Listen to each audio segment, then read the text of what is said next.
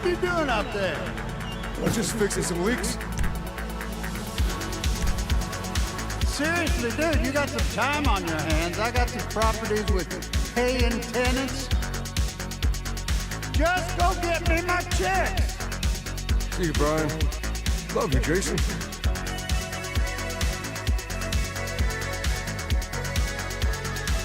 Why'd you do it, Gary? I thought we were friends. Friends? You and me. I've taken dumps that had more brains than you, friend. No, I'm taking over this school, and you're just a liability. See you around, moron!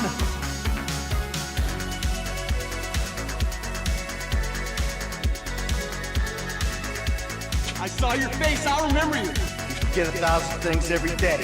How about you make sure this is one of them? I asked for a fair day's pay after a fair day's work. And he kind of got a little angry. So I admit, I kind of got a little angry. Did you kill him? No, I didn't kill her. But I did kidnap his wife. Oh, no.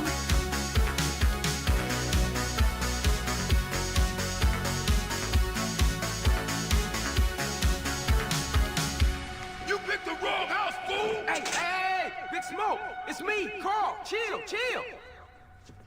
CJ. Oh my God, what's up? Lucia, do you know why you're here? Bad luck, I guess.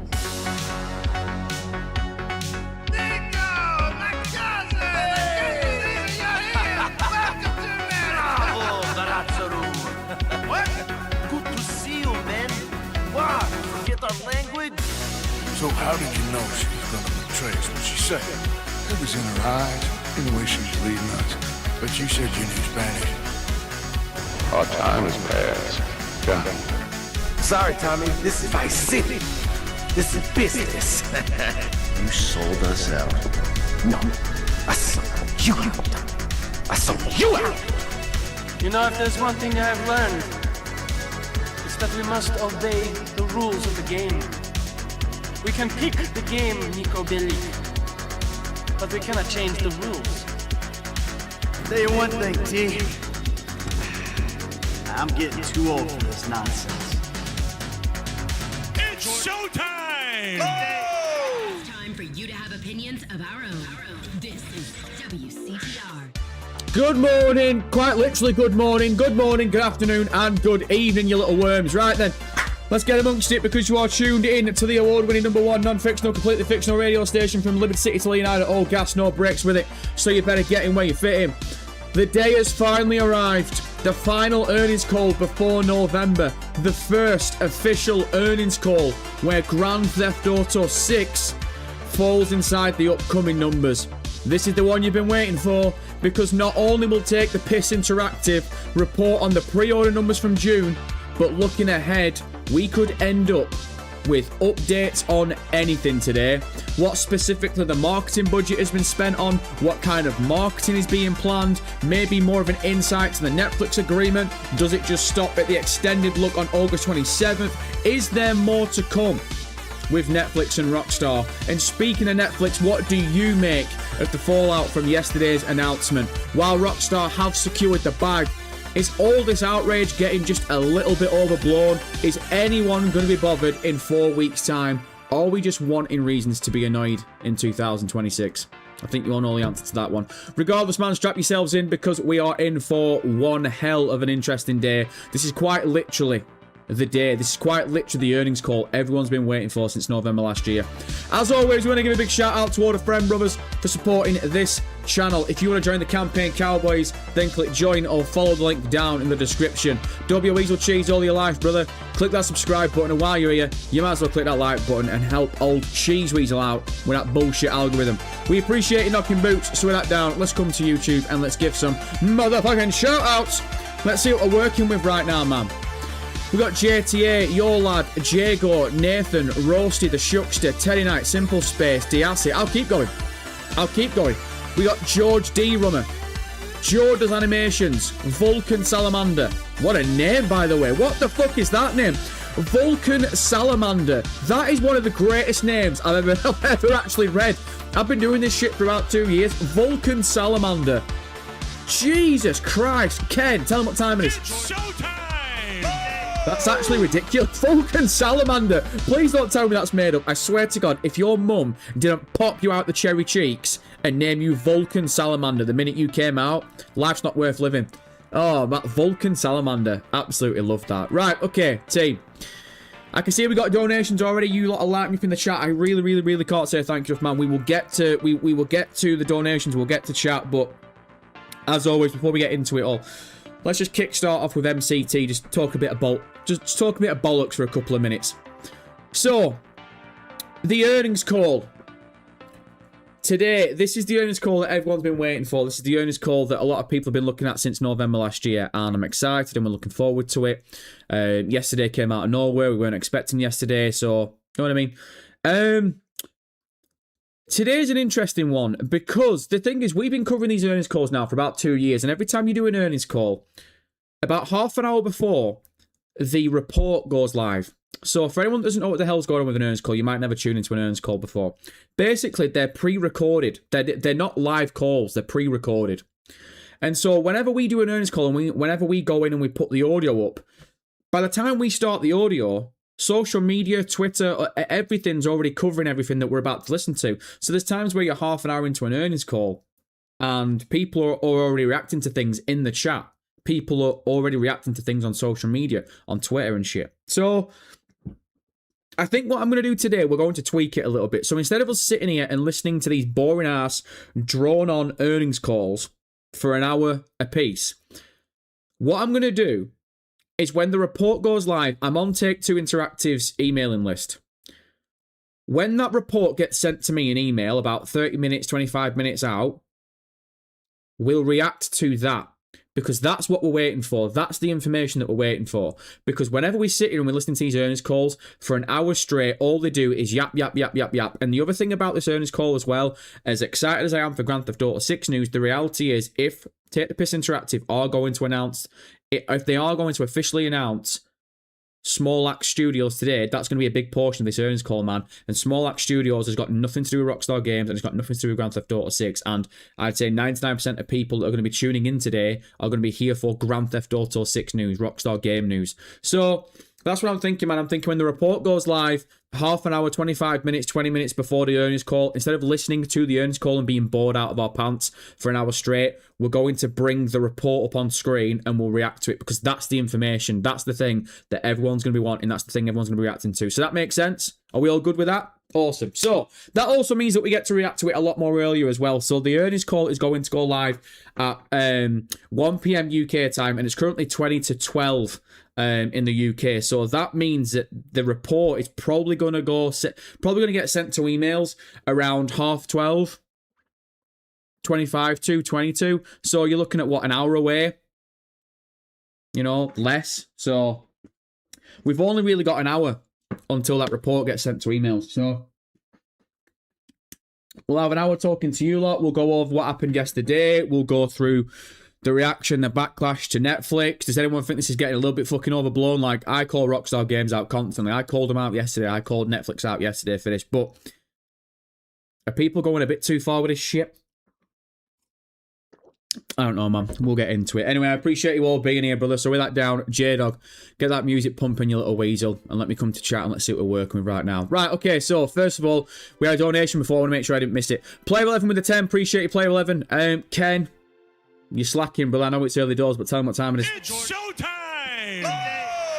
Appreciate you, Big Cheese. Also, J-Dog, why haven't you turned that down in my fucking headphones? Any chance, lad? And then Fox with the 10 again. I appreciate you, Fox. If J and L don't sing along to Uncle Cracker when they are sloshed, 1 out of 10 Rockstar has never been around drunk people. Fox, if they aren't singing that on Netflix, cancel your subscription. And then Michael, YouTube cut off the last name. I'm just seeing as Michael Mikael Gall. That's all I've got in front of me. It's sent 5 out of nowhere. Don't think I've ever said that name before, so I appreciate you, brother. Ken, one more time. It's showtime! Appreciate you, Big Steph. Much love, brother. Thanks for keeping it real. I do my best. I do my best. We do what we can. We do what we can. Right, team. Let's have a ganders here. Let's see what we're working. We've got YouTube royalty in the house. As always, Sav's knocking about. Get some love in the chat for Sav. Appreciate it, big dog. Big dog. Is Grid knocking about as well? I've just seen Sav reply to Grid. Is Grid here as well? Oh, the boys are the boys like a humming. It's like a humming feeder. We're all just like August earnings call. Right. Let's kick it off here. What we're saying. Fallout Buzz. Hey, brother man. Hey, brother. Can't. Sorry, I need to be my own energy today. I've not had a coffee. I've not had an energy drink or anything. Because I thought, you know, it's the fucking earnings call. Maybe I need to go and grab a fucking can of Monster. I'm currently sipping back on the old green tea, but it might not be enough, man. Might not be enough. Right. Hey, brother. Can't wait for the 27th now, man. Hoping to see good things, they say today at the earnings call today. At the earnings call today, earnings call today. Say today, Mo. Man, the fucking thing that happened yesterday has sent me sideways. Right? None of us were expecting that yesterday. What the hell happened yesterday? I'm still in shock.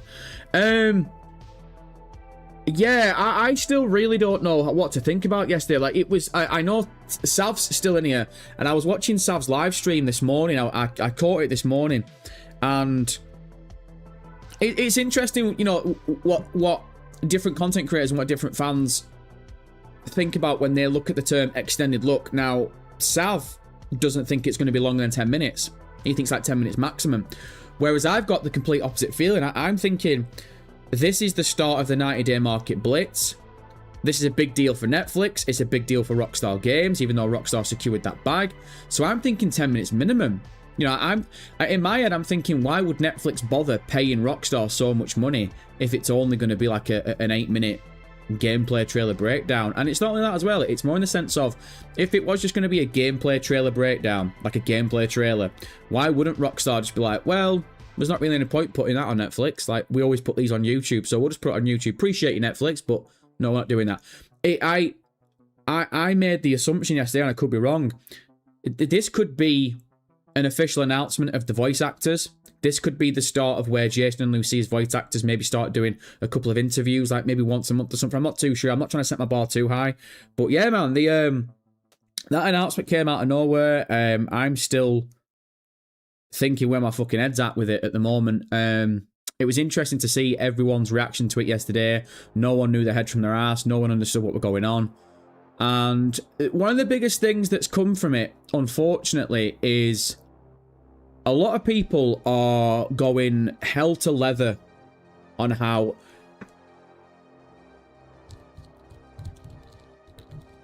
this is poison for the gaming industry. Blah, blah, blah, blah. Cancel your Netflix subscriptions. Blah, blah, blah, blah. Like, you're finding reasons to be outraged, man. What are we doing here, brother? Look, I called it out yesterday on the live stream. I said, look, it is greedy from Netflix. It is greedy from Rockstar. Rockstar secured the bag. They've allowed Netflix to have this exclusive 6 hours early. If you want to watch it bang on the day it goes out live, and you don't want to wait 6 hours, you've got to pay for a Netflix subscription. And like I said, I called that out, but I'm quite surprised. Maybe I shouldn't be in 2026, but I'm quite surprised at how outraged people seem to be about this Netflix thing, man. Like, I would completely understand it if it was a complete Netflix exclusive, like the boxing events are, like wrestling is, like NFL is, where the only one-stop shop to watch it is Netflix. Within 6 hours, it's going to be on Rockstar's website. You're not even going to have to go and watch it on YouTube, man. You can watch it on Rockstar's website. So, I don't want to come across as like a Rockstar glazer, you know what I mean? I don't want to be working the shaft and neglect the balls. But I feel as though with all the shit going down in the gaming industry in 2026, choose your battles wisely, and I wouldn't die on the hill of Netflix having a 6-hour exclusive deal with Rockstar Games over one exclusive look. Like, I wouldn't go that far, man. I wouldn't really deep it that much. Like I said, I've called Rockstar Games out throughout the year. I think this marketing's been crap. For the fans, it's been crap. For them, it's worked perfectly. But for the fans, it's been crap. But when I'm seeing people proper, like, blowing out of proportion and being like, this is horrible for the gaming industry. All these other companies are going to be doing it. Like, what companies? What companies are you fucking talking about, you weirdo? You think Netflix next year are lining up an exclusive behind-the-scenes look at FIFA? You think Call of Duty is going to be getting exclusive looks on Netflix? You think fucking... what's the other game that I was thinking of? You think, like, Assassin's Creed's going to be getting 15-minute gameplay breakdowns on Netflix? What? Netflix have clearly paid Rockstar a fucking bag to promote this brick, and it's, you know, it's a win-win for Netflix and Rockstar, of course it is, and it screws the fans over for 6 hours, I guess, a little bit, but to be completely... I feel as though the sentiment... I appreciate the sentiment and I respect the sentiment, but I think the outrage is quite forced. I think a lot of people are just trying to push the flavour of the month, man, and it's coming across a bit cringe now. Like, you've waited. Man, let's be honest, the last time you saw a trailer was in May 2025. If you're a Grand Theft Auto fan, you've waited a long time for this. Pick and choose your battles wisely, man. Don't start just complaining about something because a bunch of people are complaining for the sake of it. If you're genuinely that annoyed by it, then just wait 6 hours and watch it for free and then call Netflix out. Call Netflix out and Rockstar Games out now, but I think it's definitely being blown completely out of proportion, man. Definitely. Like, fucking... Who's that fucking dude I saw on TikTok yesterday? Some dude on TikTok were going fucking nuts yesterday, being like, this is the first domino. You're all going to accept it. When this happens in 2 years' time with Call of Duty and FIFA, don't come crying to me. Like... Oh my god, brother. I don't think anyone's going to be talking about this Netflix shit on November 19th, but... Again, do what you want. Grid with the 5, appreciate you. Oi, what have I fucking told you about sending money around, you little mug? Since I'm the biggest Take-Two investor, I got to speak with Strauss, and he confirmed a Grid skin in Grand Theft Auto 6 Online, and you are my back bling, dub Grid. Oh, mate, where's my fucking cut in all this? You're getting a skin, I'm part of it, and I'm not even getting a percentage. Don't know about you, but that's fucking some bullshit. Straight up. Right, let me try and catch up because I'm falling way behind, man. Seriously, I can't say thank you. If you lot are lighting me up. Like I said, the report of the earnings call is going to get sent to the emails in less than an hour, man. So we've got less than an hour to wait before we get the news that we're all waiting for. So I'll try and spend the rest of my time before that goes live trying to speak to as many people as possible, man. KF says, I'm fuming, MCT. Not about the Netflix, man. Not about the Netflix thing, man, surely. Come on, KF. I know you're better than that, man. I know you're better than that. You're not fucking fuming. You think you're more angry than what you are. You're not fuming. I'm not having that. I don't believe you. I call bullshit. Nathan with the 15. Appreciate you, Nathan, out of nowhere. Ken, do you think? It's showtime! Yes! That's awesome! Yes! Yeah! Come on, yeah! I've just seen Puff God say, man, XX Tentacion would have been hyped to Grand Theft Auto 6. Well, he can't because he's dead.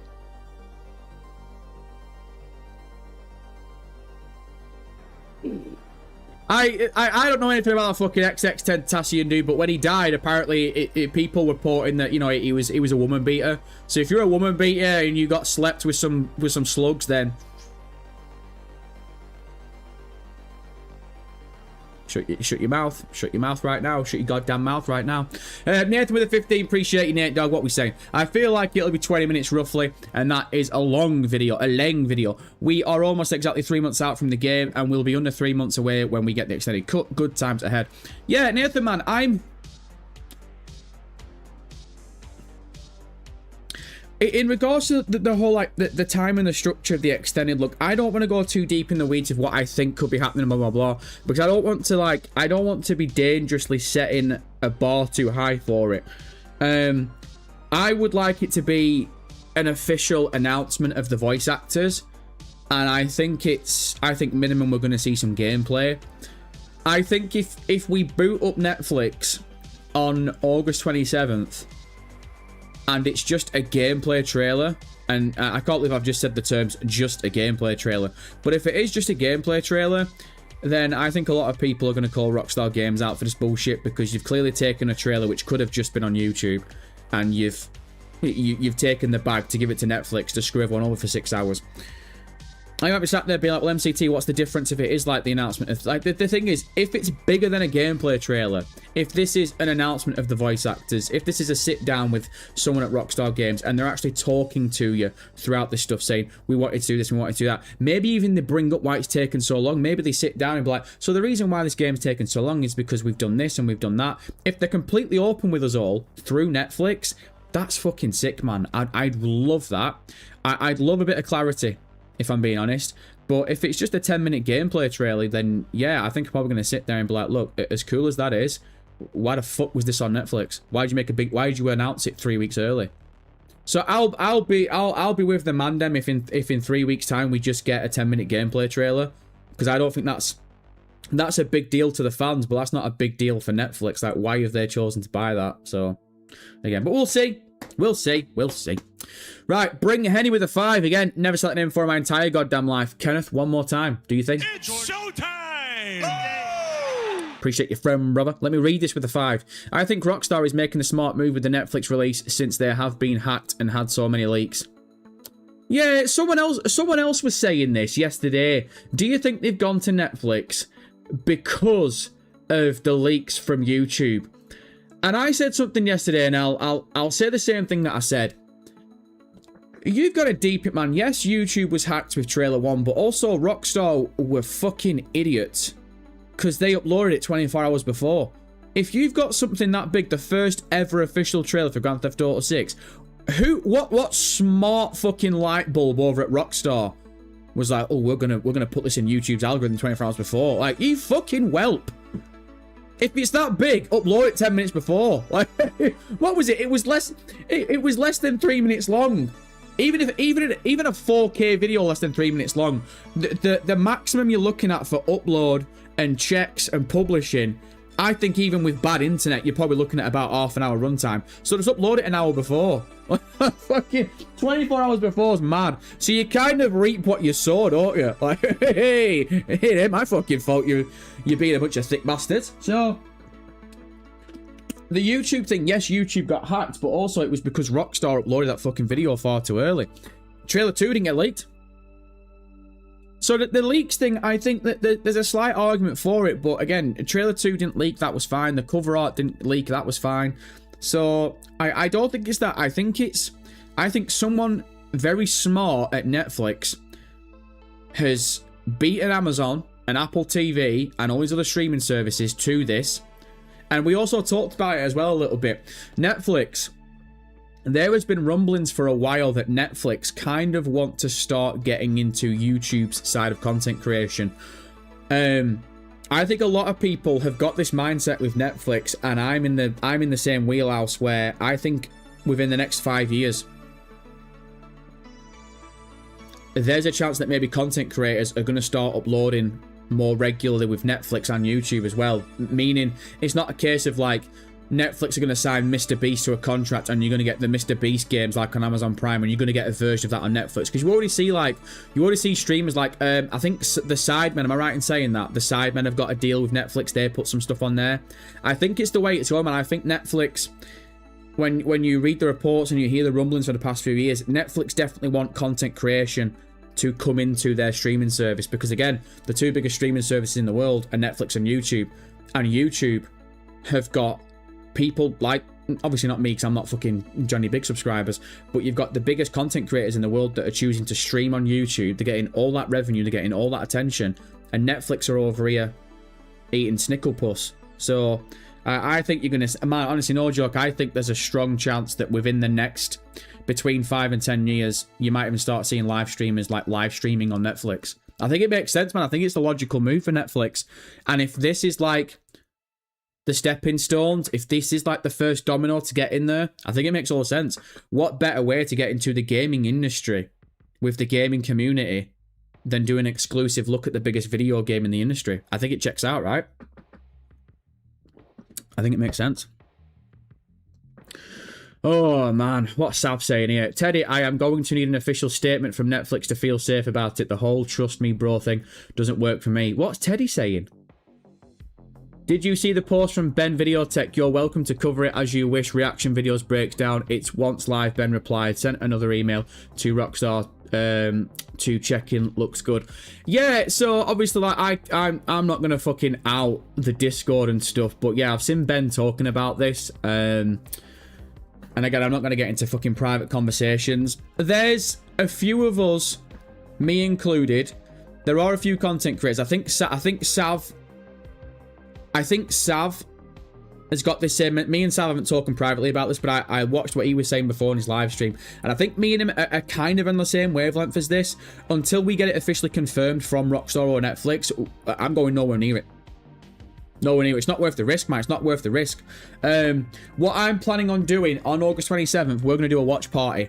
So, you know, like, for any wrestling fans out there, wrestling obviously is on Netflix, and the minute it goes live, people can do watch parties on YouTube and Twitch and stuff, where basically you sit there and you're watching wrestling with the content creator. There's no pauses or anything like that. So the content creator, for obvious reasons, for copyright reasons, can't put the video or the audio on the screen, but they can react to it in real time with you. So that's what I'm going to do. So we're going to get the snacks in, going to get amongst it. You know, we might even order fucking Mackies, you know what I mean?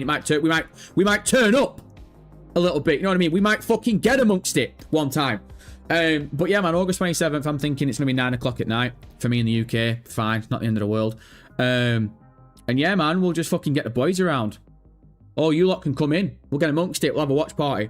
But that's my plans. That's my plans. I'm thinking of just doing a watch party, so I'm not going to put any graphics on the screen.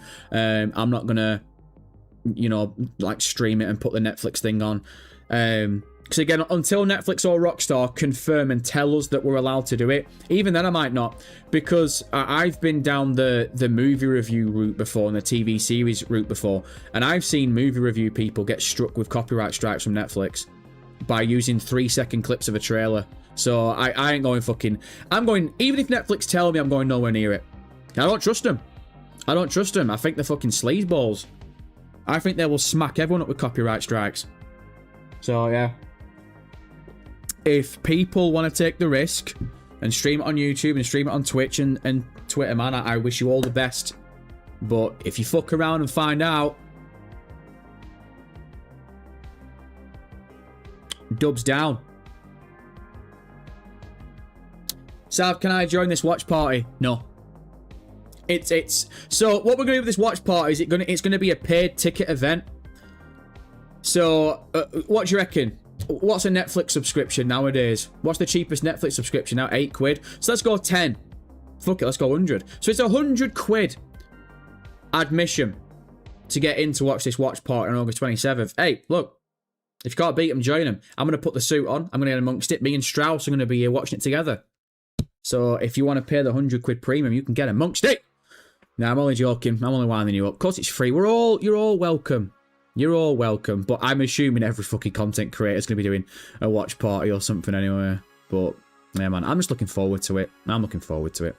Dylan Buttermore, Mr. Cheese. I ain't got a clue who he's talking to. First-time listener, long-time caller. No, you aren't, you fucking mug. I've seen you in chat all the time, Dylan. What you on about? Was almost late to work, forgot to get fuel for the truck. Left my coffee at home, fixing yesterday's screw-up. Give us some Friday motivation, big dog. So, Dylan, first of all that I feel as though that's a complete lie. I don't believe a single word you've just said. Second of all, I ain't got a clue who Mr. Cheese is. And third of all, if it is true and you've left your coffee at home whilst fixing yesterday's screw-up and you want some Friday motivation, I need you to put a big pot of fresh coffee on first of all. Then what I need you to do is FedEx me a cup, man, because I'm fucking lagging here. I should have had a brew or something. I've got green tea, but it's not hitting the spot, man. I just thought, you know what? I've got a video that I'm working on that hopefully comes tomorrow or Sunday. I'm going to be doing that when I finish the stream. Even though I'm excited for the news that's coming out with the stream today, it is an earnings call at the end of the day, so I thought, you know what, I want to fucking pop those pills and get amongst it and fucking snort lines of Monster. But I'm kind of regretting it a little bit now. I wish I'd have had a fucking sip of the good shit. I undercooked it. Maybe it's because I've gone so early. Horty Guy MCT, yeah, as soon as it turns 8 PM UK. I'm only joking, Dylan. You want some Friday motivation? Right, Friday motivation for the big dog, for Dylan Buttermore. Dylan, it's Friday, it's the start of the weekend, we're getting amongst it. We have been waiting since November for this August earnings call. It was good news yesterday with the Netflix shit. We know when the next trailer for Grand Theft Auto 6 is coming. Anything could happen in the next 3 weeks. Do I think something's coming? I don't know, we'll cross that bridge when we come to it. But as of this weekend motivation, you little punk trick, we are going to be getting more Grand Theft Auto 6 news and more Grand Theft Auto updates in less than an hour's time, brother. So get amongst it, get that coffee, and there's your Friday motivation. I hope I've pumped you up. I could do better, but I'm lacking. Haunted Guy MCT, yeah, as soon as it turns 8 PM UK on 27th of August, I am going to watch it. I am so excited. Oh shit, it's 8 PM, isn't it? Not 9. I said 9 UK. It's 8 UK, isn't it? Right, yeah, 8 UK. Fucking 8 UK. 8, 9, 8. Who gives a shit? I'm going to be here 2 hours before it anyway. We're going to make a thing out of it, man. August 27th, longest stream we've ever done on this channel. 6 hours long. Did I just say that? Maybe. I'm not too sure. Nah, honestly, man, no joke. We'll make a proper watch party out of it. We'll get the snacks in. I'll probably order some fucking Just Eat, get amongst it, get Mackey's dropped in right before 8 o'clock. Mackey's or KFC. We'll think about it closer to the time. KF MCT, did you see the tweet about the event from Insider Mike Oxmall? No? Have I missed something? I need more context. He's game with the 2. Appreciate it. He's no more negativity, boys. Let's get amongst it. I mean, look, there's still going to be negativity around Grand Theft Auto 6 up until November 19th. Even when the fucking game comes out, there's still going to be negativity, man. But if we can stay clear from it, best we can do, I'll try my best, man. I'll try my best. Known as Scott, and it's all right, brother. I'll give you the N. An extended look could mean something else drops before. Have you thought of that, MCT? You know what, Scott? I have. Yeah, I've seen a few people saying this. An extended look means we could get an extended look at something that hasn't dropped yet. So there's a bit of a...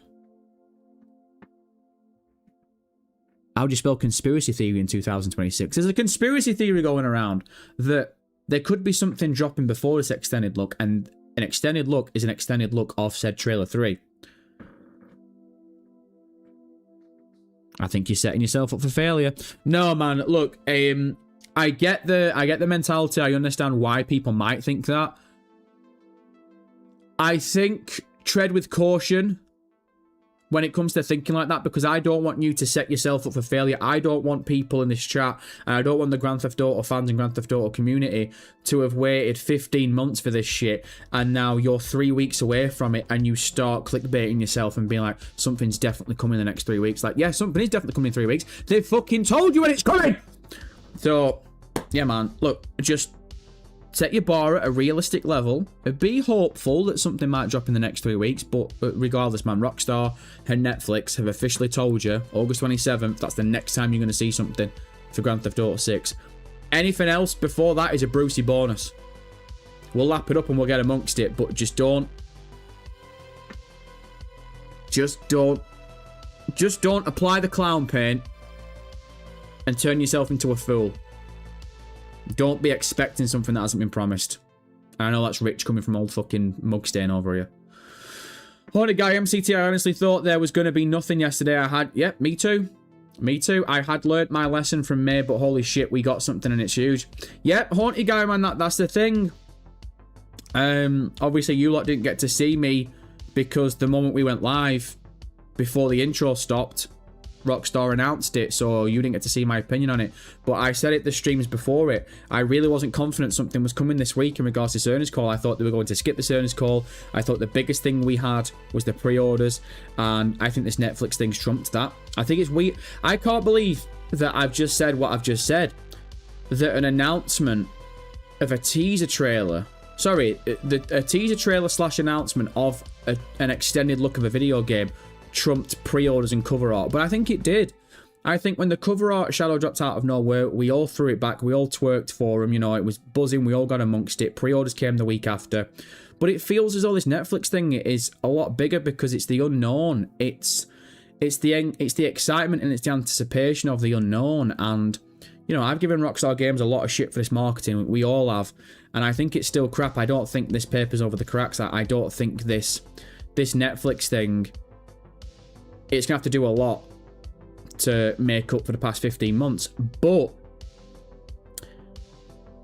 when you finally get something positive and they announce it 3 weeks before, it builds up that level of anticipation, and it stacks on that level of excitement. And as a fan, there's nothing more addictive than anticipation and excitement for something you can't wait for. So I give props to him. I said this to him yesterday. I don't defend Rockstar a lot. I don't give Rockstar a lot of credit when it comes to marketing shit, but they could have easily ignored everyone yesterday. They could have ignored everyone yesterday. They could have ignored it all today. They could have left it all for Take-Two Interactive to tell us all something in the earnings call today. They could have ignored everyone for another 2 weeks, and they could have just announced this Netflix thing like 5 days before. Take it back to Grand Theft Auto 5's promo. Take it back to Red Dead Redemption 2's promo, man. When Trailer 3 dropped for those games, they announced the Trailer 3 less than a week out. They didn't give you 3 weeks notice. So I don't give Rockstar a lot of credit when it comes to marketing, but they've given everyone a massive fucking, let's be honest, man, they're giving you a massive dub in the community, because for the next 3 weeks, all anyone's going to be doing is being really excited and really anticipated for August 27th. They could have just fucking promoted this shit like 3 days out. So I'll give it to them, man. We've been waiting for something this long. We've been waiting 15 months for this shit, and it's coming. And we know when it's coming. We know an exact time. I'll take what I can get. When you've been ignored throughout the whole of 2024, when you've seen 2 delays in 2025, I'll take what I can get. KF, no, seriously, MCT, you need to see the tweet from Mike Oxmall. Okay, you know what? KF, if this tweet isn't worth my time, I'm banning you. Simple as that. Mods, get ready. If I tell you to act on it, fucking kick him out. What's Rockstation saying? 36 minutes ago, if the Grand Theft Auto 6 extended gameplay video starts with Sam Houser sat in a chair, that would be absolutely incredible. It would be amazing to hear him talk about the game. It's unlikely, but let me dream. Really can't wait for the 27th. I agree with Rockstation. I think if Sam Houser is involved with this Netflix thing at all, I think it'd be fucking sick.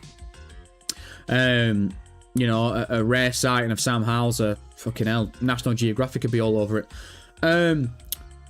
I think you get David Attenborough doing the voiceover of the extended look. Here's a question, though. If this Netflix thing opened up with Sam Houser sat there in a chair, how many people would know who he is? I don't reckon. I reckon the majority of casuals haven't got a fucking clue who Sam Houser is. I reckon 90% of Grand Theft Auto fans could walk past Sam Houser on the street tomorrow and they wouldn't know who he is. So Sam Houser opening the Netflix thing, it'd be big for the diehard fans and little cheese weasels like us, but for the 90% of the casuals that are going to watch on Netflix, they're going to be like, who the fuck's this geezer? Right, okay, who am I looking for here? NF, where are you, lad? What am I looking for? KF. Where is he? Mike Oxmall. Right, I swear to God. Mods, get ready, because if this isn't worth my time, fucking pack him up. Mike.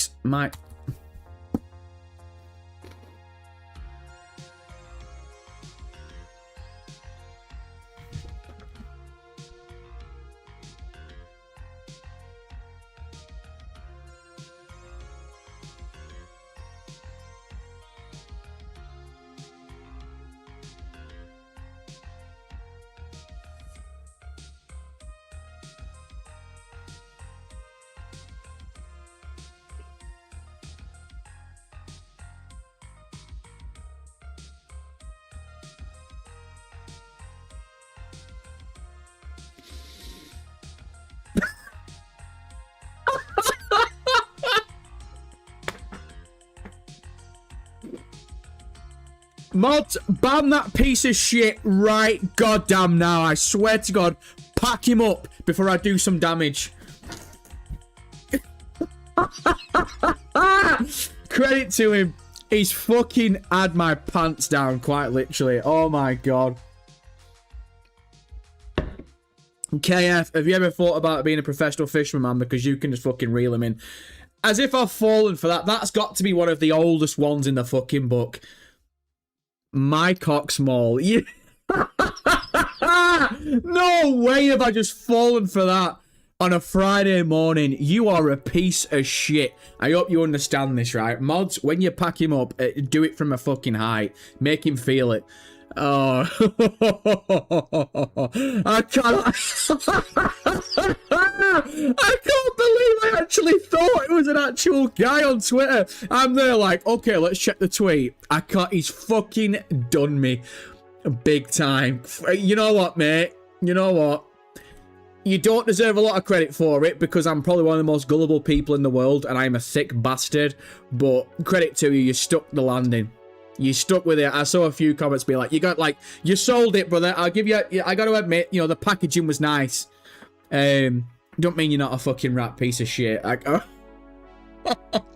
actually can't believe I've fucking fallen for that. What annoys me more is it's so simple, innit? My cock small. It's so simple. Wow. Fucking piece of shit.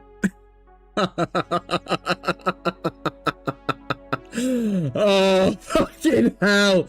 Oh, man, that has got me crying, man. That's actually tickled me. No way have I fallen for one of the most obvious ones going.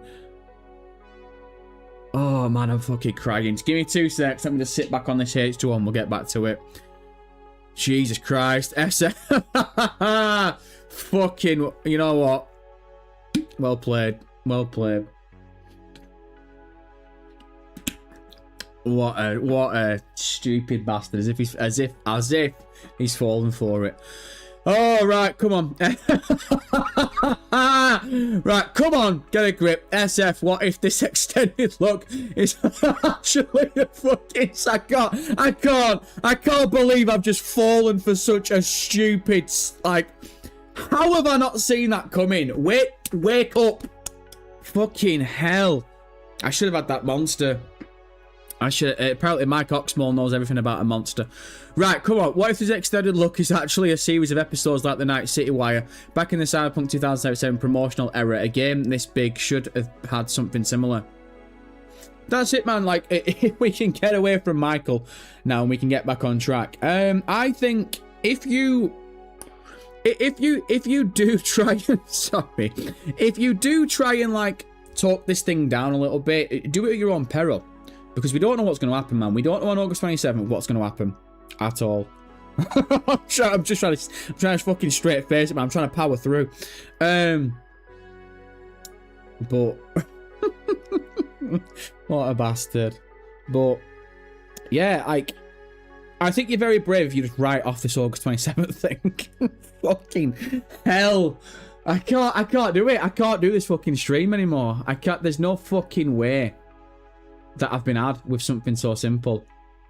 Yeah, right off August 27th at your own peril, man. Let's keep going.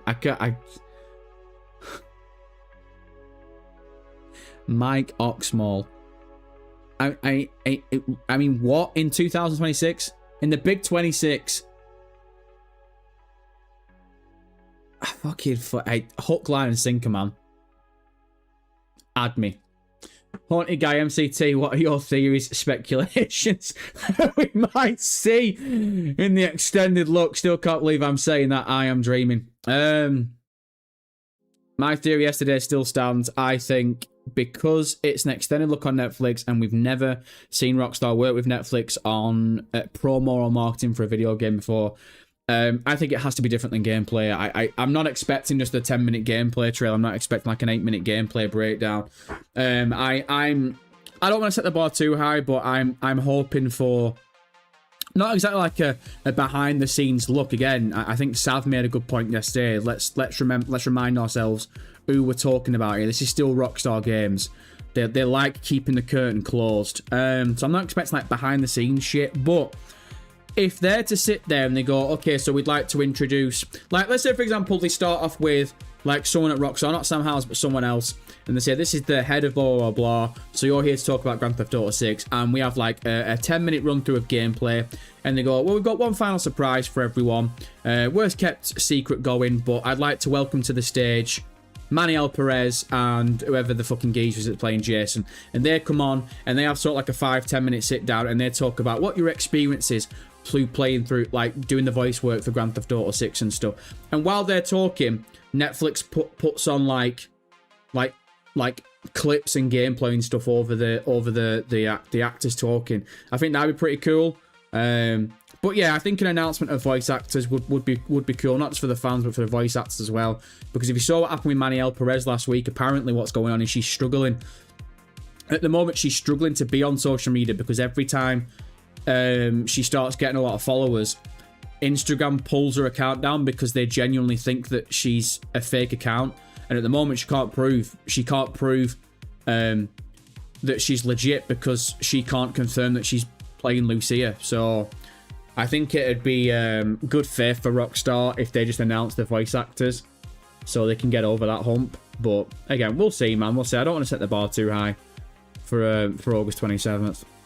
Douglas, do you think Netflix will have more games that have extended look to follow Rockstar with Grand Theft Auto 6 like EA? Sorry, Douglas, I read that well too fast. Do you think Netflix will have more games that have extended look to follow Rockstar like Grand Theft Auto 6 like EA or 2K upcoming games? I don't think so. Not at least for now. It depends. The thing is, it does depend on who the relationship's with. Like, this is something that I've not seen a lot of people talking about. Who's the relationship with? Is it with Rockstar or is it with Take-Two? Because Take-Two are the money men, right? Have Netflix had to go to Take-Two Interactive and ask them to promote Rockstar game shit, and Rockstar have had to have a sit-down meeting with them? Like, what's gone on? Because if they've got an agreement with Take-Two, then that brings in 2K games, that brings in other shit. So we don't know, do we? But I think if you start going down the route of, well, FIFA's going to be on Netflix next year and Call of Duty is going to be on FIFA in 2 years, Netflix in 2 years' time, I think it's for the dogs, man. I don't think that's going to happen at all. I think by the sounds of it, what's happened is Netflix have wanted this because it's the biggest video game of all time and it makes sense. So if you then follow that up with an extended look of FIFA next year, people are just going to take the piss out of it and you're just not going to do numbers. Like, no one... let's be honest, even the diehard FIFA fans aren't going to clamber to buy a Netflix subscription just to watch a FIFA extended breakdown if they can watch it eventually on YouTube for free. Like, that community is completely different to the GTA community, man. And this is something else that I want to quickly say. J-Dog, pause the music. When it comes to the Netflix thing. And I will remind people, by the way, you know, obviously we're waiting for the earnings call. And like I said before, the report of the earnings call will probably drop about half an hour or 25 minutes out before it'll get sent to the emails. I'm on the email, the email send list, subscribe list, whatever you want to call it. So I'm looking at probably in about 10, 15, 20 minutes, we're going to have the report on the earnings call because the earnings call goes live at 1, but it's pre-recorded, so the report drops half an hour before it. So in about 20 minutes or so, we probably should get a report being sent through. So I'll keep my eyes on it. But I just want to quickly mention this about the Netflix thing that happened yesterday. So I am seeing a lot of people crying about it, being like, this is scummy, blah, blah, blah, blah. And we've already gone over that today. We've talked about it in length before. And I called Rockstar Games out and Netflix on it yesterday. I do think the outrage is starting to get a bit overblown now. I think it's starting to get a little bit silly. A lot of people are being like, this is poison towards the gaming industry. Anyone that accepts this is a sheep, blah, blah, blah. It's like, you're blowing out of point. Like, you're choosing to be outraged now. Like, it's not, oh my God, brother. It's not that deep, right? Call Rockstar and Netflix out all you want, but don't go over the fucking top with it. I don't think... In regards to the structure and the state of the gaming industry in 2026, this is a hill I don't think there's any need to die on. No one's going to be talking about this Netflix thing in 2 months' time. So anyway, look, the point that I wanted to bring up is something that not a lot of people are talking about. If you have already pre-ordered Grand Theft Auto 6, this extended look, whether you like it or not, is going to piss you off when I say it, but this extended look is not meant for you. Jack Sparrow, Pirates of the Caribbean. This shot is not meant for you. I'm sorry, man. We've talked about this in length. We went over this the other week. If you're a diehard Grand Theft Auto fan, you aren't the customer base now anymore. You aren't the priority anymore. Rockstar don't have to market this game to you. So for anyone that sat there and has either already pre-ordered Grand Theft Auto 6. I've still not pre-ordered it yet. I'm waiting for the collector's edition. But for anyone that's sat there that's already pre-ordered Grand Theft Auto 6, or is going to download Grand Theft Auto 6 on November 12th for the early act, for the one, the pre-order bonus, and two, the early installation, I'm sorry to say it, man, but this extended look isn't intended for you. You know who this extended look's intended for? People who haven't pre-ordered this game yet. People who might not even completely remember when the game's coming out November 19th. I'll use casuals, my mates, casual fans, as the best example. The majority of my mates know that this game's coming out towards the back end of the year. I think only maybe 2 of them know it's coming out November 19th. The rest of them are probably like, it's either November or December or October, right? Casuals aren't deep in the weeds like I am, like you are watching this right now. Casuals aren't sat there watching live streamers talk about Grand Theft Auto 6 constantly every week, right?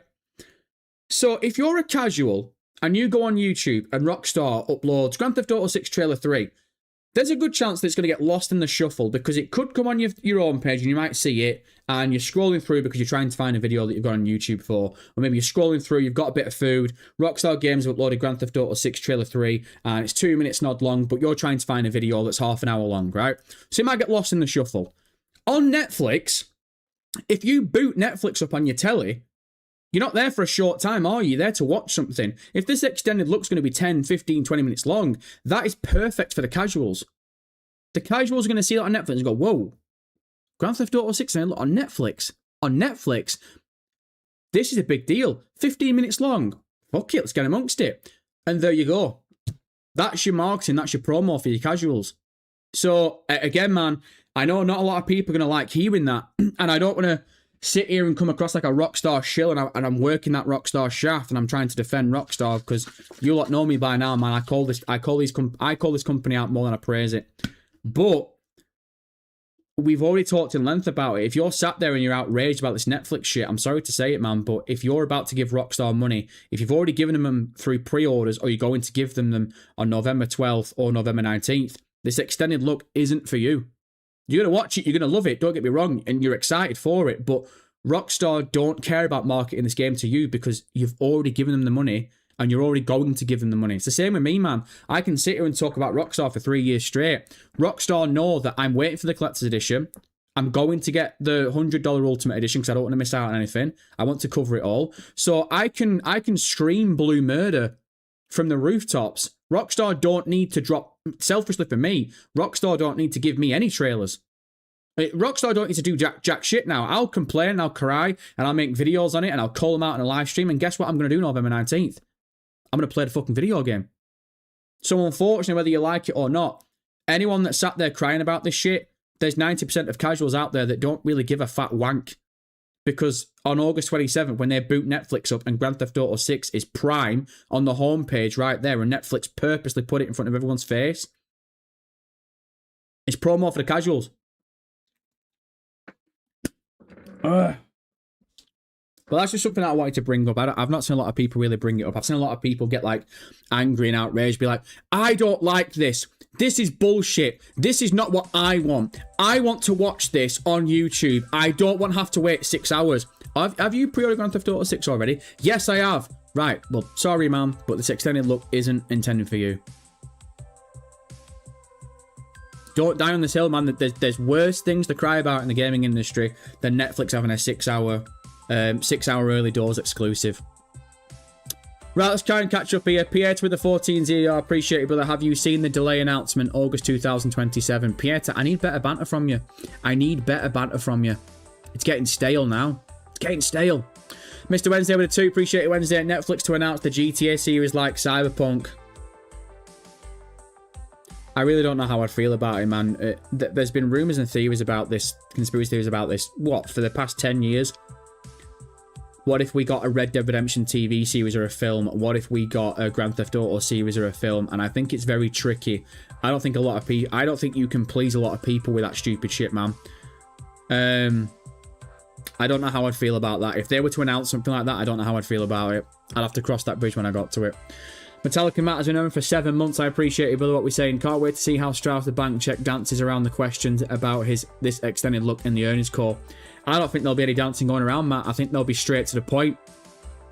I think Strauss is going to do the exact same thing he always does. He's going to run this earnings call, and he's going to tell these investors how it is.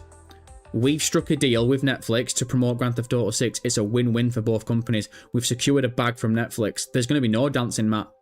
No dancing. Not one investor is going to bring it up to Strauss and be like, we're concerned about this Netflix agreement. You're making money off Netflix. No dancing, Matt. No dancing. The Real Ali with the 2. Appreciate it, brother. What if they showed a collector's edition? I'm all for it. I'm all for it, man. I'm all for it. JT MCT, did you receive the 15 US dollars I sent? I don't think so, JTA. One sec. I'll just check the fan funding. I don't want to miss any fucking donations, man. I don't want people to think they're wasting their money. No, I'm looking through the donations. I've not got anything, JT. So, on my end, if you've sent something, first of all, I appreciate it. But it looks like you've not been charged for it, at least because it's not come through on my end. So, obviously, double check your shit. But I don't think you've been charged for it, which is obviously... You don't want to be charged for something that hasn't come through to you. Leo Official, the trailer... Sorry, Leo, I was reading that. The trailer comes out on YouTube at 3 a.m. my time, but I luckily do have a Netflix subscription already. 3 a.m. your time, so what's that? That's 9... Is that 9 p.m.? Like 9 p.m. wherever you are? Midnight 3. Yeah. So you've got a Netflix subscription already. So, Leo, that comment was completely pointless then, wasn't it? Leo, you've literally just stated that, well, the trailer comes out at 3 o'clock for me, but I've got Netflix. So basically, Leo, you've basically just told me that you're going to watch it at Netflix at 9 o'clock. I've just saved you all that jargon. I'm only winding you up. I'm only giving you a rib, lad. Yeah, look, again, to talk about the Netflix thing. The sentiment behind the sentiment behind the reaction, I think, is valid, but I think the outrage is really forced, man. I think if you're genuinely choosing to be really, really triggered and really pissed off about Netflix having this shit 6 hours early, where have you been for the past 6 months? We've been calling Rockstar games out for 6 months, man. Like now you choose to blink? Like, Fox with a 5, appreciate you, Fox. I doubt they would use J&L actors as hosts because it is Rockstar. If they do use a host, it will probably be Ned and Tubers can use the 6 hours to make videos. No, Fox, unless I said it wrong, I don't mean Jason and Lucia are going to be hosts. I mean the voice actors are going to come into the studio. If this is going to happen, it might not happen. And they'll just ask them a couple of questions, and that'll be the announcement of the voice actors. I don't think the voice actors are going to be doing the interview. Play 11 with a 5, appreciate 11. Nobody's talking about how Netflix also has a huge hold on the stand-up comedian market. It honestly gives me hope for comedy clubs returning. Well, we'll have to wait and see, man. We'll have to wait and see. Look, not a lot of people are going to come to the defense of Netflix, and I get that. I understand it. You know what I'm like. I'll happily call the billionaires out all I want. I'm always going to call these companies out. But I just think this so-called outrage is a little forced. I think it like when I'm seeing people be like, this is horrible for the gaming industry. What, in the past 2 years hasn't been? Where the fuck have you been for 2 years? We're choosing to bury Netflix over a 6-hour exclusive. What the fuck are we doing?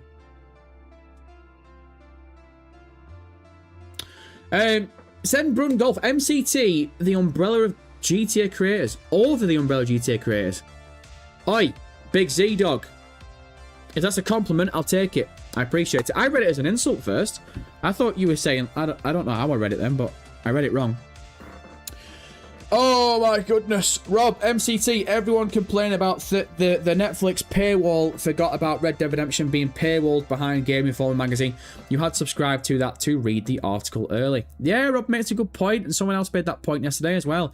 I don't remember this, but apparently people are talking about it. The Red Dead Redemption promo, part of that Red Dead Redemption promo was with Game Informer magazine, and the first time to access it, you needed a Game Informer subscription. So this isn't the first time Rockstar have done this. So I'm not, that doesn't justify it. I'm not being like, oh, well, Rockstar have done it in the past, so, what's the big deal now? I'm not saying that, because that would be very hypocritical of me. But again, man, I think that the Netflix thing is very, very... It's very minuscule and it's very fickle. And it's very tiny. Because if it was a complete Netflix exclusive and you couldn't watch it on YouTube at all, then yeah, I'd be right there in the trenches with you. I'd be like, you know what, fuck Rockstar, screw Netflix, blah, blah, blah. But all this is Netflix have struck a deal with Rockstar and they've probably slipped them a bit of butter money in the back and be like, look, brother, what are we saying to 6 hours exclusivity?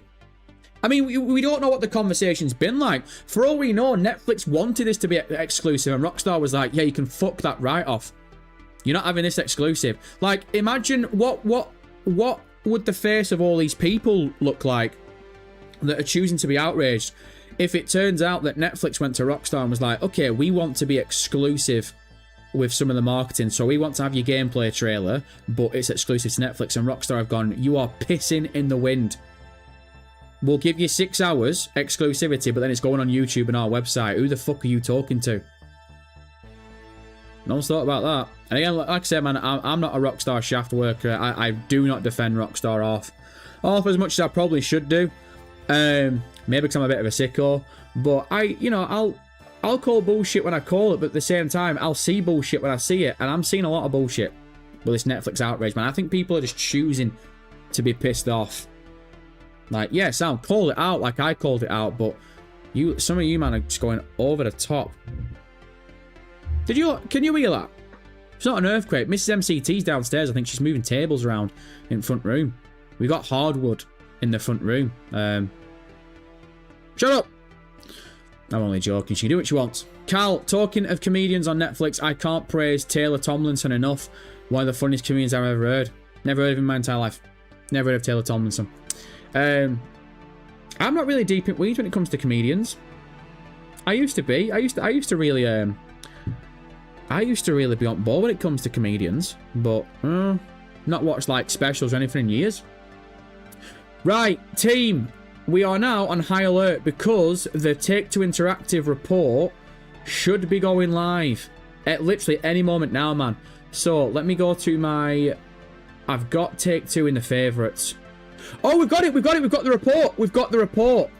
report. Right, one sec. J-Dog, pause the music. The report is out. So for anyone that doesn't know what I'm talking about, the earnings call that normally we wait and listen to goes live at 1 o'clock, but the report of said earnings call is out now.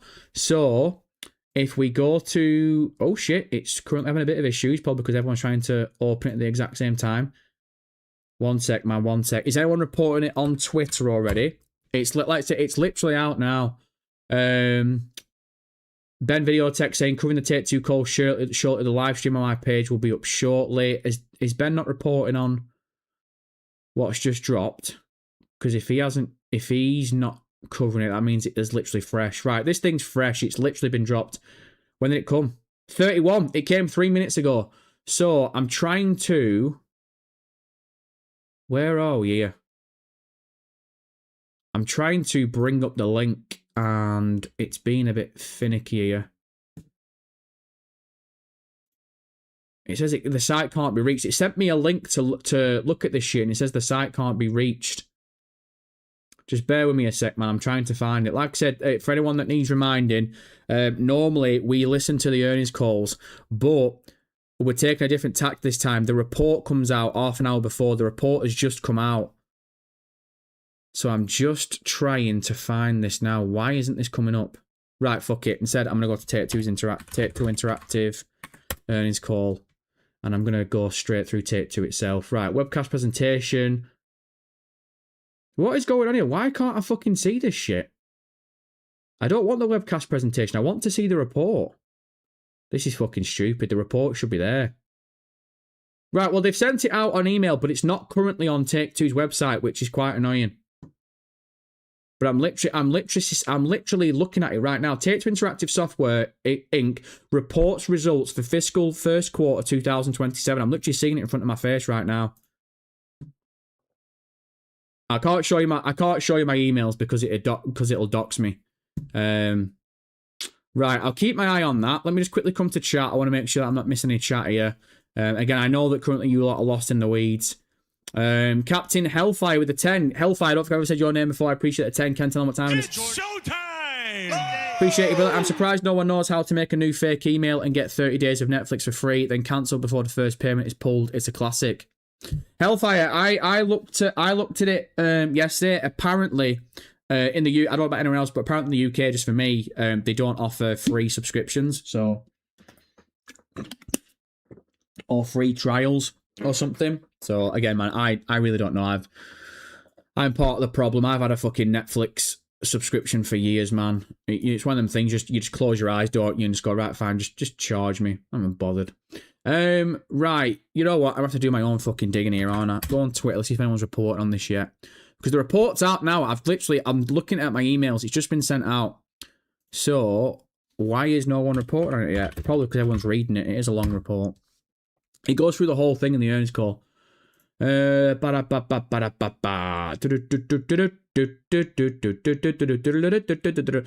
Theft Auto.com 2 minutes ago. There we go. This is from a press release issued ahead of the Take-Two call. November 19th release date reaffirmed. Like we didn't know that. 8 to 8.2 billion. 8 to 8.2 billion for the fiscal year. Outlook maintained a positive language from Strauss-Zelnick about Grand Theft Auto 6.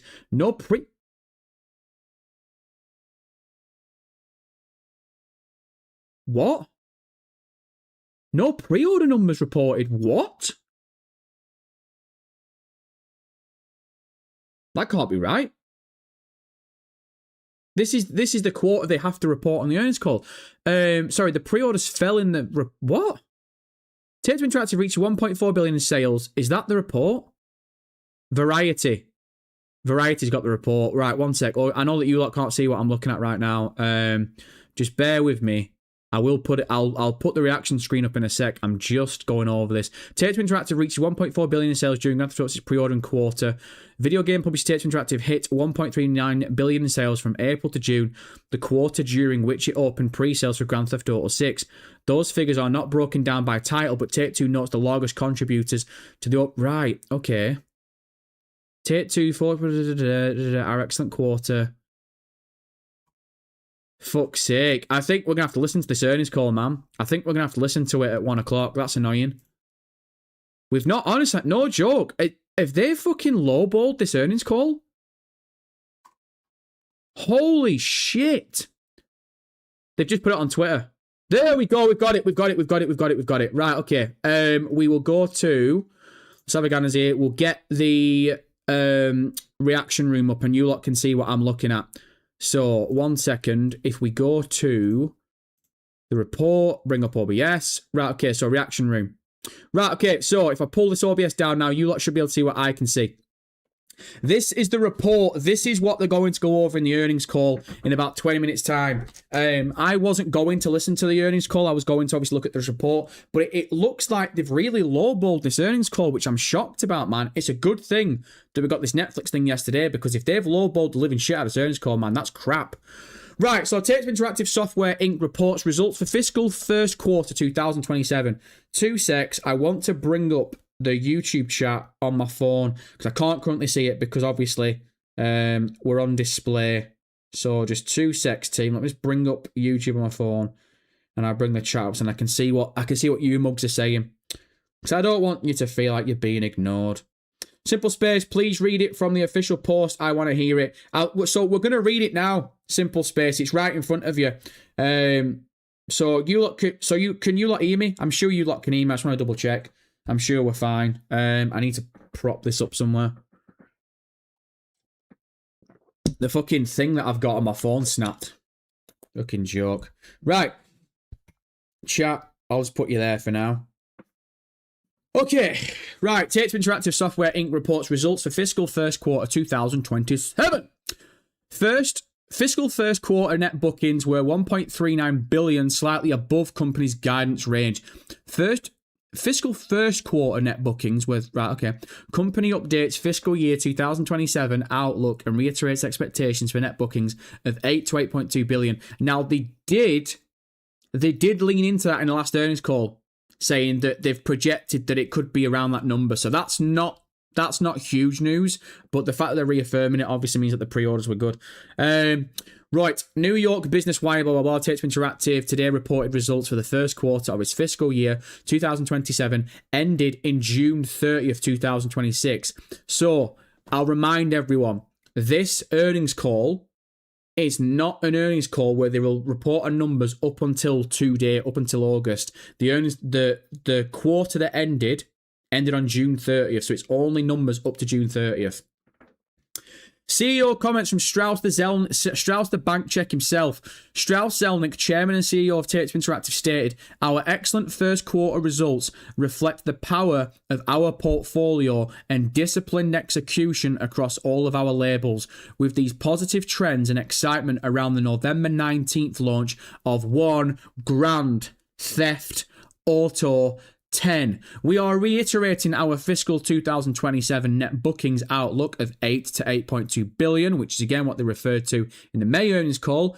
Looking further ahead, we expect to sustain this new level of scale and generate strong cash flows, setting us on a path to deliver continued growth and long-term shareholder returns." So, long story short, Strauss is basically telling the shareholders, this isn't a one-time thing with Grand Theft Auto. We've got a plan where this is going to keep on going. This money's going to keep on going. And again, if you're going to be double dipping Grand Theft Auto Online and the PC community, I wouldn't be surprised. They Take the Piss Interactive are one of the biggest stocks in the world for the next 5 years for obvious reasons. Anyway, let's continue. Let's scroll down. First quarter fiscal, financial, and operation highlights.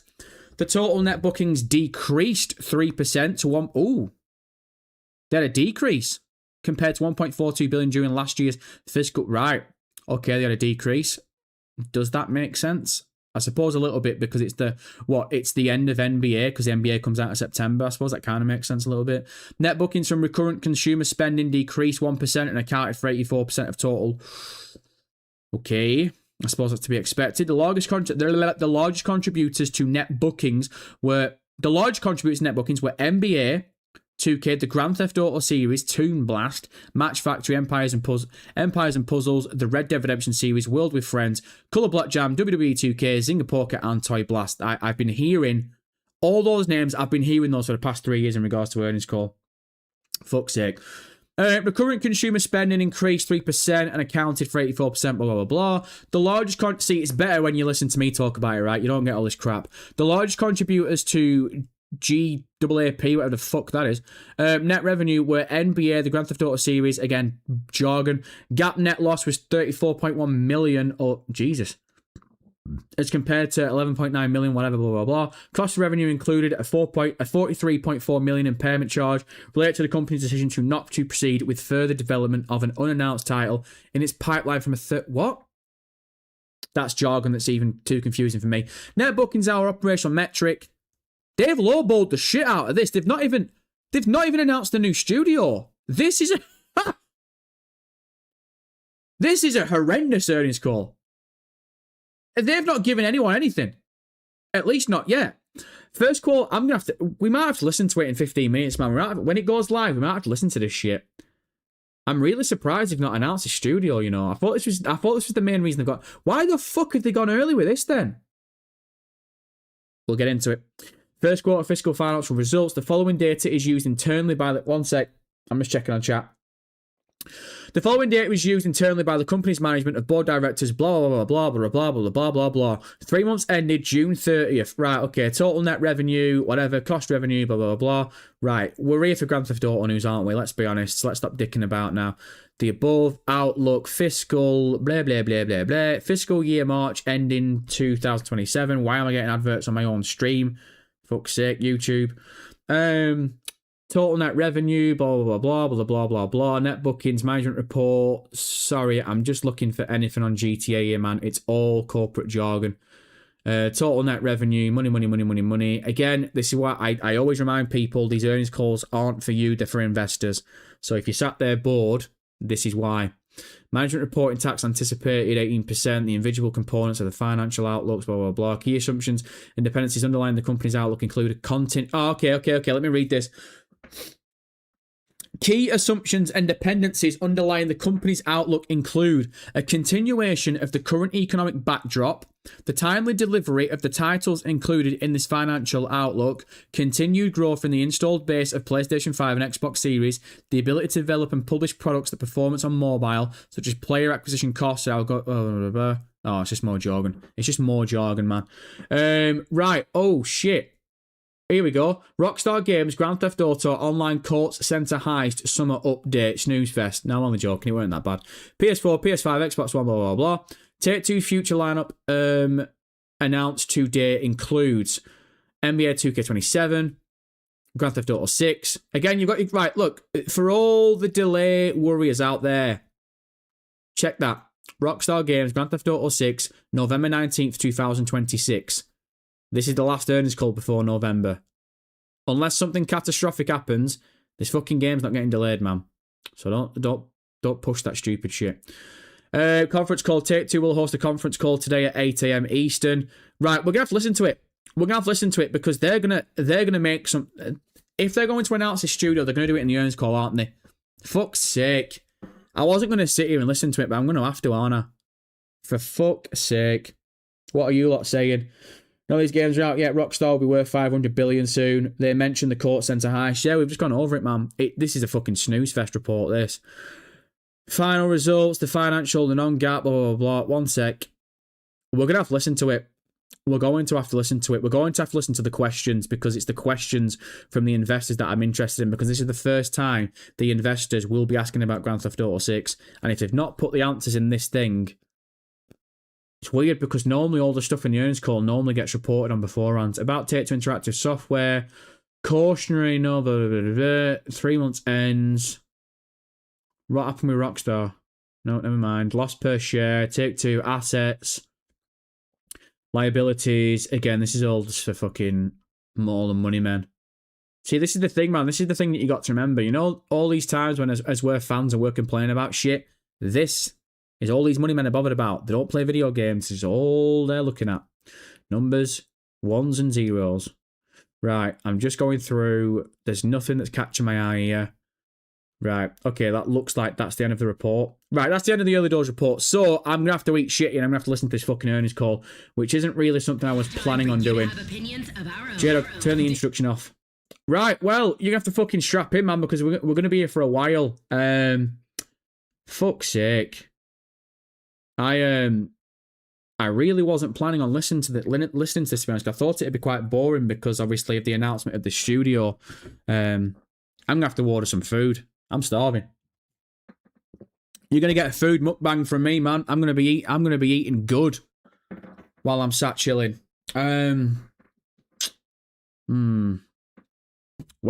we're gonna have to listen to the earnings call. Right, Jado, put some music on for a bit. Team, I'll come to chat in a sec. The earnings call's kicking off in 10 minutes time. We've got the early report. I'll quickly go on Twitter and see if anything found something worthwhile. Ben, 30 minutes ago, Take-Two, Strauss, Zelnick, our excellent first quarter results. I've already gone over that, Ben. Yep, already gone over that. Game roll to the surprise, absolutely nobody. Strauss has reaffirmed the Grand Theft Auto 6. No more delays, this is it. Yeah, so, look, if anything's worthwhile, they're going to fucking say it on this earnings call. If they might have lowballed the living shit out of this. Right, one sec, because I've got to fucking sign up for this now. I've got to make an account, and I'm going to also have to make sure the audio's alright. That's well annoying, man. I should have just sorted this out before, shouldn't I? Bad content creator. Bad content creator. Right, webcast presentation. Yes, please. Thank you very much. Continue without a Q4 account. Here we go. Right, 1 second. MCT. I am an individual attendee. Fuck it. Send me a reminder email for this event. Thank you very much. Register for this event. Oh, we're on now. It's on now. It's up. We can't obviously listen to it yet, but we will listen to it when it starts. Would you like to listen to music while you wait for the broadcast to begin? I'll play the music. Because I'll see if you lot can hear it. Because we need to sort this music out. Right, okay, team, 1 sec. let's have a gander here. We need to put the audio on. So we need an audio capture. Again, man, I will come back to chat in a sec. I don't want you lot to think that I'm ignoring you. I'm just sorting all this shit out. I should have done it before, but I just didn't think that we needed to listen to this today. But we're going to have to.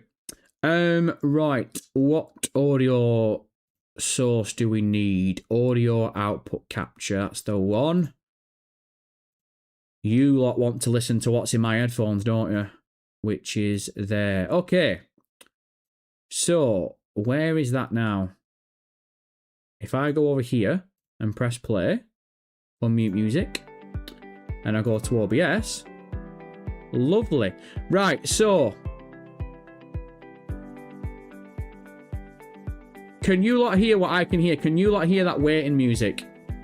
Let me know if you can. I'll come to chat now. You lot should be able to hear like that elevator music. So when I get confirmation that you can hear it, I'll mute it.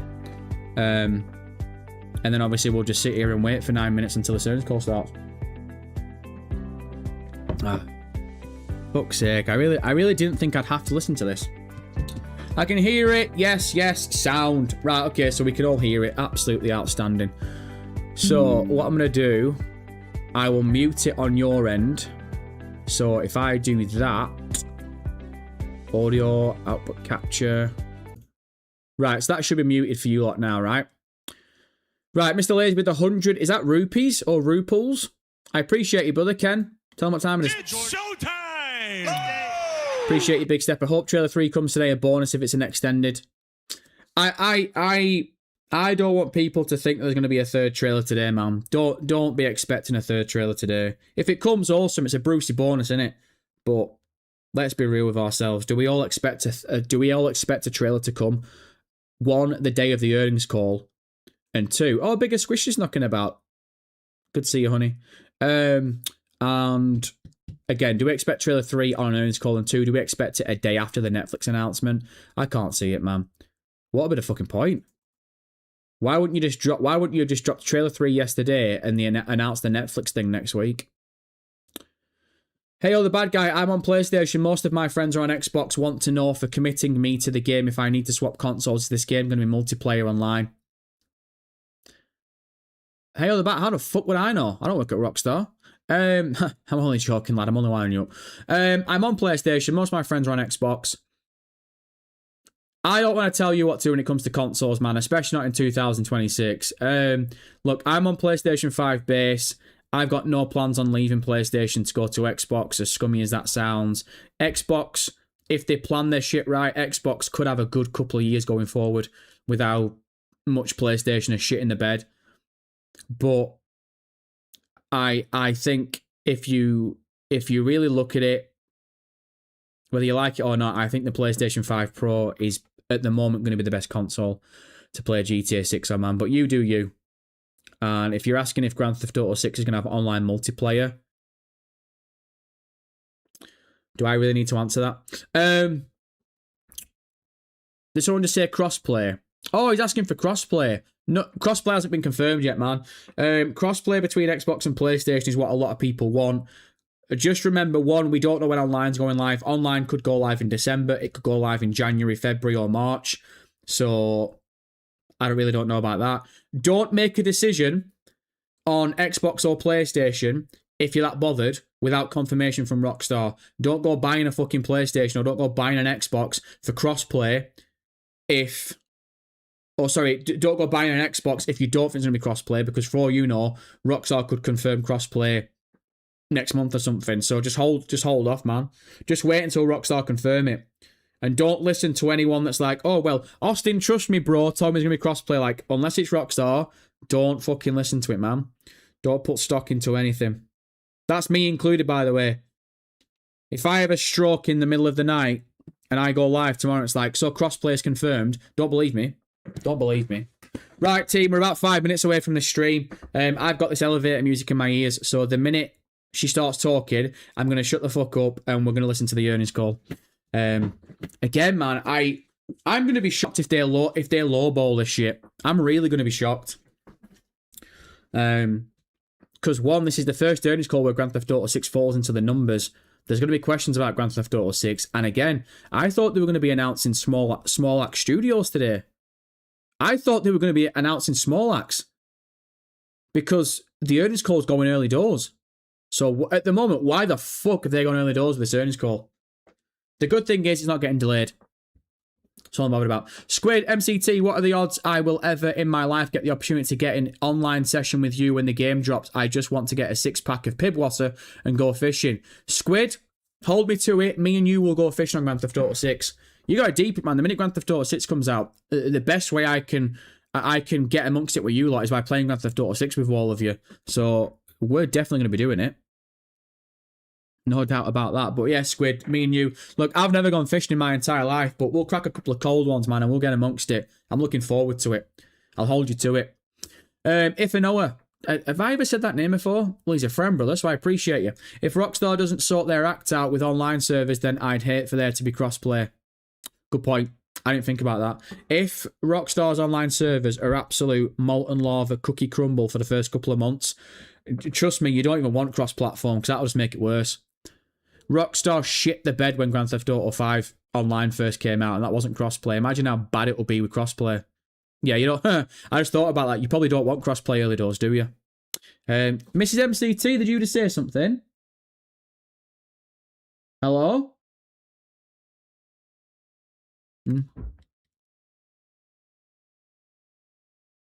Nope. If Rockstar doesn't sort that, I've already read it, lad. I've already read it.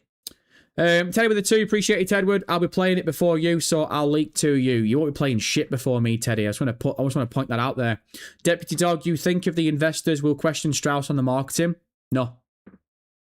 Oh, what? No. Deputy Dog, sorry. I'll reiterate my answer.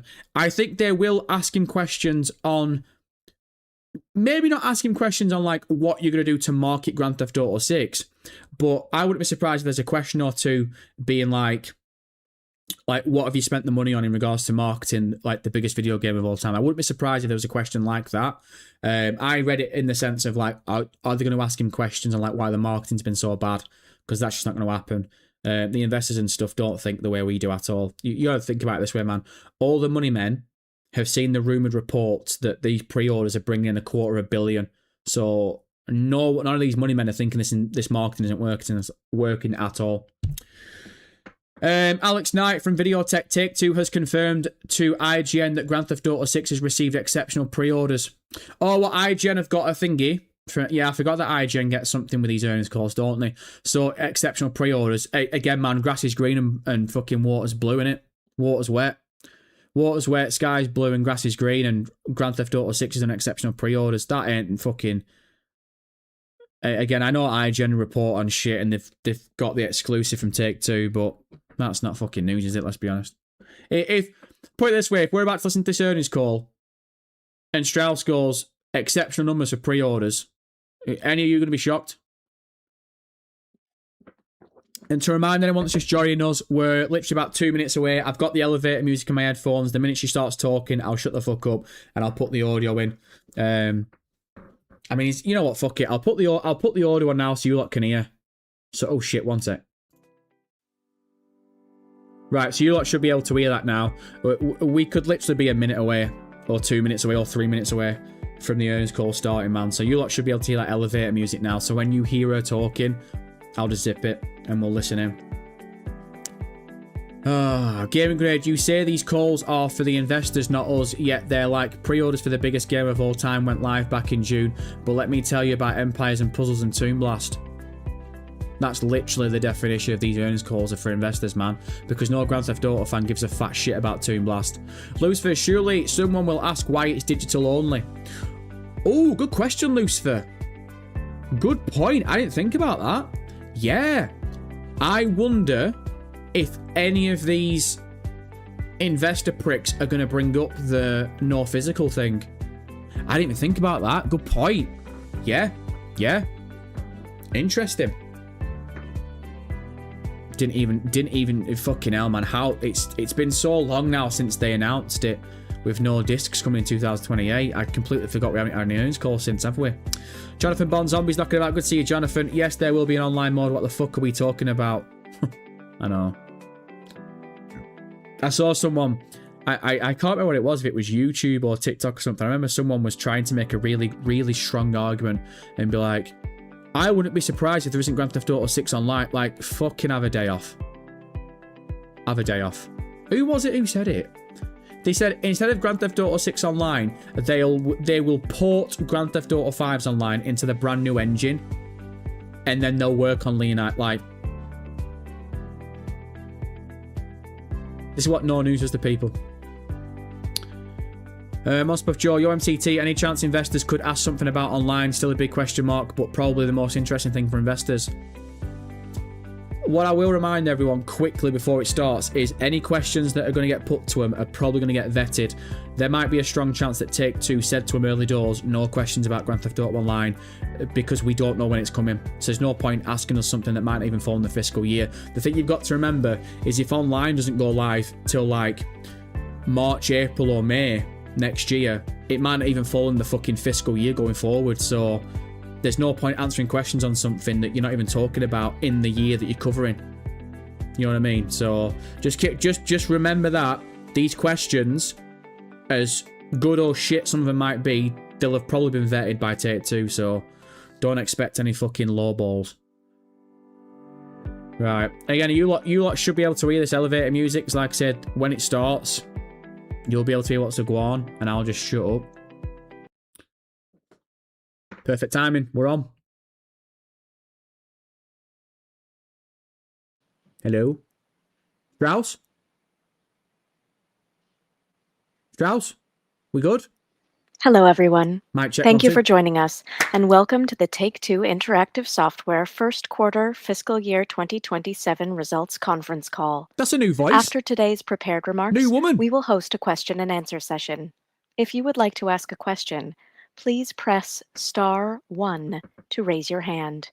To withdraw your question, press *1 again. I will now hand the conference over to Nicole Shevins, SVP Investor Relations and Corporate Communications. Nicole, please go ahead. Good morning. Thank you for joining our conference call to discuss our results for the first quarter of fiscal year 2027 and to June 30, 2026. Today's call will be led by Strauss Zelnick, Take-Two's Chairman and Chief Executive Officer, Karl Slatoff, our President, and Lainie Goldstein, our Chief Financial Officer.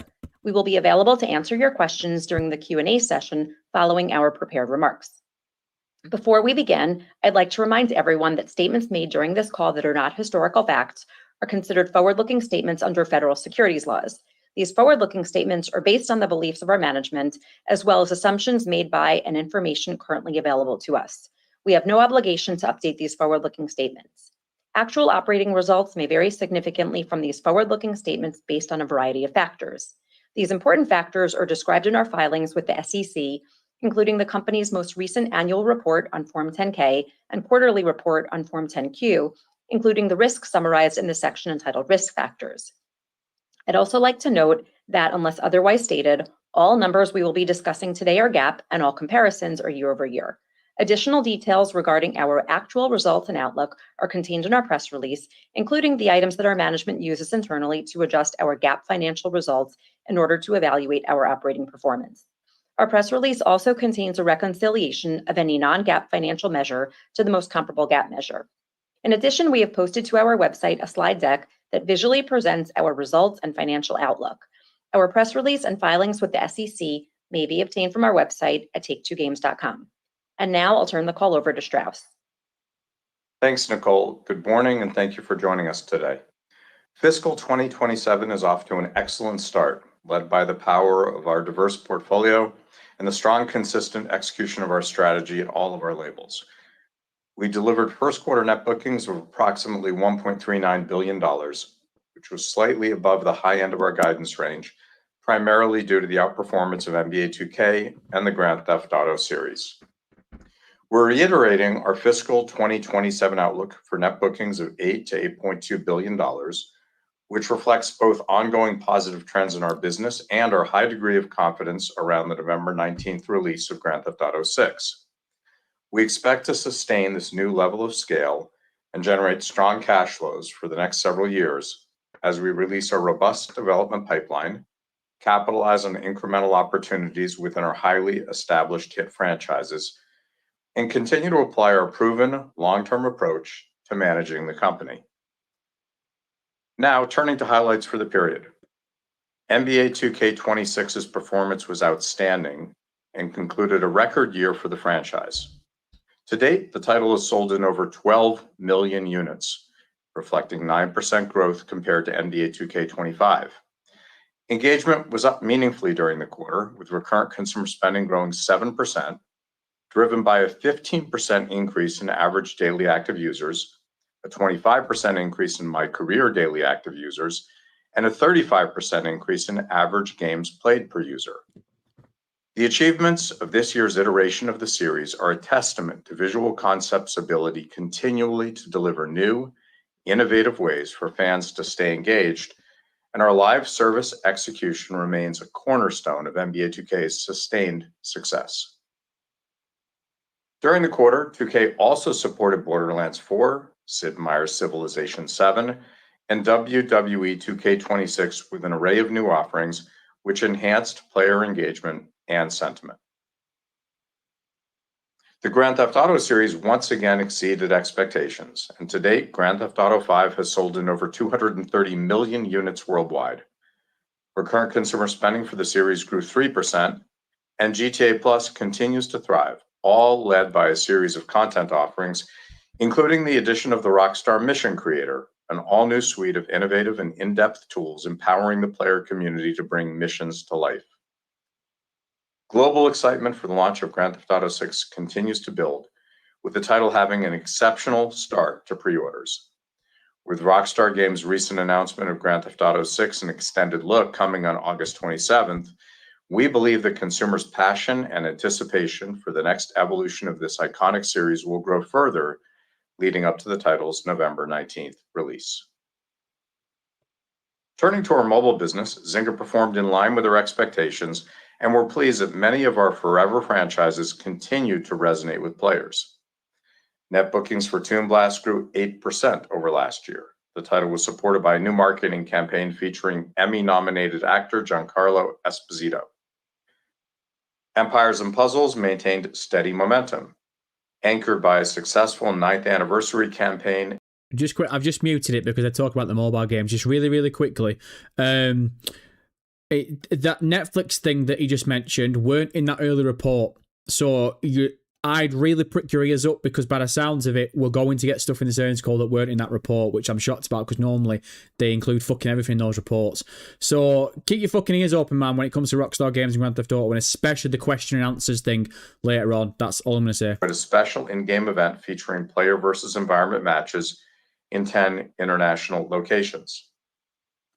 2K's mobile offerings continue to perform well, with strong downloads and engagement across key titles. NBA 2K All-Star, our mobile title in China in partnership with Tencent, surpassed 10 million registered users since launching last year and is yielding strong profit margins. Our mobile direct-to-consumer channel remains a significant driver of revenue and margin enhancement, with many of Zynga's titles offering this feature and further growth anticipated. Guided by our core pillars to be the most creative, innovative, and efficient entertainment company in the world, our 13,000 colleagues share a singular vision for excellence and hit creation. Each day, we strive to bring joy to our player communities and value to our shareholders. I'd like to express my gratitude to our teams for their immense passion and unwavering commitment to our mission to make the most captivating and engaging experiences in the entertainment business. We believe that fiscal 2027 will be an inflection point for Take-Two, one that will write an exciting new chapter in our history and provide the foundation for new levels of success and the creation of groundbreaking entertainment experiences. Yeah, because of GTA 6. I'll now turn the call over to Karl. Go on, Karl. Thanks, Strauss. I'd like to thank our teams for delivering a great start to the year and setting the stage for the most exciting pipeline in our company's history. Come on, Karl. And I'll discuss our recent and upcoming releases. On July 8th, 2K and HB Studios launched Season 7 for PGA Tour 2K25, a free update which added the 154th Open Championship at Royal Birkdale Golf Club. The team is planning to launch Season 8 in Fuck's late sake, September Carl. and is hard at work on this year's release of PGA Tour 2K27. 2K will share more details in the coming months. No one gives a shit. On July 14th, Rockstar Games launched the Quartz Center heist for GTA Online, which introduced an all-new blockbuster heist targeting Los Santos' premier cultural institution with an array of artwork for the taking. On July 30th, 2K and Gearbox launched Bounty Pack 4, Murders and Acquisitions for Borderlands 4, which includes a new story mission and cosmetic items. Fans can look forward to even more action in September when Gearbox releases additional content, including the title's next story pack. They just completely skipped over On that August Port Center High 14th, shit. 2K and Hangar 13 will release the Man of Honor story expansion for Mafia: The Old Country. With Hangar 13's industry-leading capabilities and narrative-driven action titles, players will enjoy 2 new story chapters and all new content for the game's free ride mode. 2K and Visual Concepts will launch the WrestleMania 42 pack for WWE 2K26 on August 19th, followed by new seasons as part of the Ringside Pass during the fall. WWE 2K27 is currently in development, and 2K will provide updates later this year. On September 4th, 2K and Visual Concepts will launch NBA 2K27, the next installment of our industry-leading basketball simulation that provides the most realistic and authentic NBA experience in interactive entertainment. This year, Victor Wembanyama of the San Antonio Spurs will be on the cover of the Standard Edition. Caitlin Clark of the Indiana Fever will be on the cover of the Deluxe Edition. And Chicago Bulls legend Derrick Rose will be on the cover of the Ultra Edition, with early access available as part of the Deluxe and Ultra Editions. Last week, a first-look trailer of NBA 2K27's gameplay was revealed, and the response has been positive, with fans and the media expressing excitement over the title's improved graphics and enhanced player movement and presentation. Carl, you lying bastard. 2K will share more about the game soon, including the NBA 2K27 preseason breakdown full game reveal on August 18th. Zynga will continue to focus on enhancing its existing mobile portfolio with bold beats and updates, as well as releasing new titles, including Top Goal, which is currently in soft launch. Top Goal. The title recently introduced real-world soccer stars, as well as enhanced 3D match simulation and player versus player gameplay. In closing, we are deeply excited about this year, highlighted by the November 19th launch of Grand Theft Auto 6, which will usher in a new era of growth for our company and returns for our shareholders. No shit. We remain steadfast in our mission and commitment to delivering the highest quality entertainment experiences that captivate and engage audiences throughout the world. I'll now turn the call over to Lainey.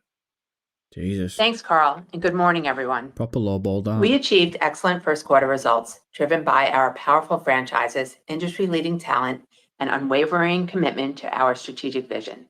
I'd like to thank our teams for their hard work, which has enabled us to reach this exciting point within our company's history. Turning to our results, we delivered first quarter net bookings of $1.39 billion, which was slightly above our guidance range of $1.32 to $1.37 billion. This primarily reflected better than expected performance from NBA 2K and the Grand Theft Auto series. Recurrent consumer spending declined 1% for the period, which was favorable to our guidance of a 3% decline and accounted for 84% of net bookings. NBA 2K grew 7%, the Grand Theft Auto series rose 3%, and as expected, mobile declined 7% over last year. GAAP net revenue increased 2% to $1.5 billion, while cost of revenue rose 17% to $651 million, and included a $43 million impairment charge related to the decision not to proceed with an unannounced title from a third-party developer. Operating expenses were flat at $918 million. On a management basis, operating expenses declined 1% year over year, which was favorable to our forecast of 3% growth due to timing of marketing expenses across our labels. With the ongoing positive trends in our business and excitement around the November 19th release of Grand Theft Auto 6, we are reiterating our fiscal 2027 net bookings outlook range of $8 to $8.2 billion, which represents approximately 20% growth over fiscal 2026 at the midpoint. The largest contributors to net bookings are expected to be the Grand Theft Auto series, NBA 2K, No shit. Toon Blast, Match Factory, Empires and Puzzles, Words with Friends, the Red Dead Redemption series, WWE 2K, Color Block Jam, and Zynga Poker. We continue to expect recurrent consumer spending to be in line with fiscal 2026 and to represent 64% of net bookings. The underlying drivers remain unchanged. The NBA 2K projected to grow high single digits. The Grand Theft Auto series expected to be up, and mobile expected to be down due to last year's success of Color Block Jam and our assumption that trends will moderate for several of Zynga's mature mobile titles. We now expect the net bookings breakdown from our labels to be roughly 37% Rockstar Games, 34% Zynga, and 29% 2K. We continue to forecast operating cash flow in excess of $1 billion, and we remain on track to be in a net cash position by the end of the fiscal year. We now plan to deploy approximately $290 million of capital expenditures, which is up from our prior forecast due to a planned real estate purchase. We continue to expect GAAP net revenue to range from $7.9 to $8.1 billion, while we now expect cost of revenue to range from $3.54 to $3.66 billion. Our total operating expenses are now expected to range from $4.15 to $4.17 billion. On a management basis, we expect operating expense growth of approximately 7% year over year, which is down slightly from our prior forecast. Now moving on to our guidance for the fiscal second quarter. We project net bookings to range from $1.62 to $1.67 billion, compared to $1.96 billion in the second quarter last year.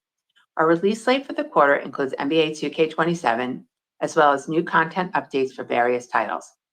The largest contributors to net bookings are expected to be NBA 2K, the Grand Theft Auto series, Toon Blast, Match Factory, Empires and Puzzles, Words with Friends, Color Block Jam, the Borderlands franchise, the Red Dead Redemption series, and Zynga Poker. We project recurrent consumer spending to decline by approximately 5%, which assumes growth for NBA 2K and the Grand Theft Auto series, while mobile is expected to be down. We expect GAAP net revenue to range from $1.42 to $1.47 billion. Operating expenses are planned to range from $1.01 to $1.02 billion. On a management basis, operating expenses are expected to decline by approximately 5% year over year. Sorry, she just said they're expecting numbers to be up for NBA and GTA and updates are coming to titles. Looking ahead, fiscal 2027 is on track to be a milestone year for our company, something's coming to GTA Online? led by the release of Grand Theft Auto 6. We have great ambitions as our teams have carefully curated new opportunities that we believe will sustain this new level of scale for the foreseeable future, including live service enhancements, franchise extensions, the launch of new IP, and international expansion. In addition, we will continue to evaluate accretive M&A. As we bring these opportunities to fruition, we are confident in our ability to enhance our financial profile further and generate strong cash flows, setting us on a path to deliver continued growth and long-term shareholder returns. Thank you. I'll now turn the call back to Strauss. Thanks, Lainey and Karl. On behalf of our entire management team, I'd like to thank our colleagues for an excellent start to what is poised to be an outstanding year for Take-Two. And to our shareholders, I want to express our appreciation for your continued support. Yeah, I heard that as We'll well. now take your questions. Operator? Question time, right. Prick those ears up. Thank you. GTA we will 6 now begin the questions. question and answer session. If you would like to ask a question, First time please press earnings call. *1 to raise Where your Grand hand. Theft Auto 6 falls To in the upcoming withdraw fiscal your year. question, press Let's get amongst it. *1 again. Don't lowball We it. ask that you pick up your handset when asking a question to allow for optimum sound quality. If you are muted locally, please remember to unmute your device. Please stand by while we compile the Q&A roster. If someone fucking lowballs it with NBA questions, I'm gonna go nuts. Come on. Your first question comes from the line of Doug Creutz with TD Cowen. Come on, Doug. Your line is open. Please go ahead.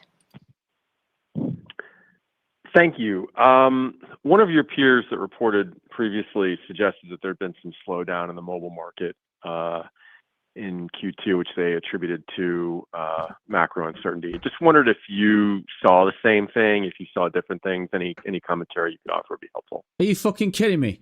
No, it's really not what we're seeing.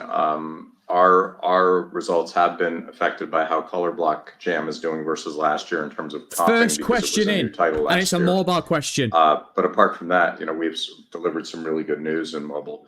There's no doubt there's a bit of pressure on user acquisition at the moment, and I think that comes and goes in the marketplace. But no, we don't feel like the consumer's pulling back at all. Doug, suck my entire ass. Great, thank you. Doug, fuck off. Shock him. Your next question comes from the line of Andrew Maroc with Raymond James. Come on, Andy, Your get line amongst is it, open. lad. Please go ahead. Hi, thanks for taking my questions. Maybe one on the GTA 6 extended look.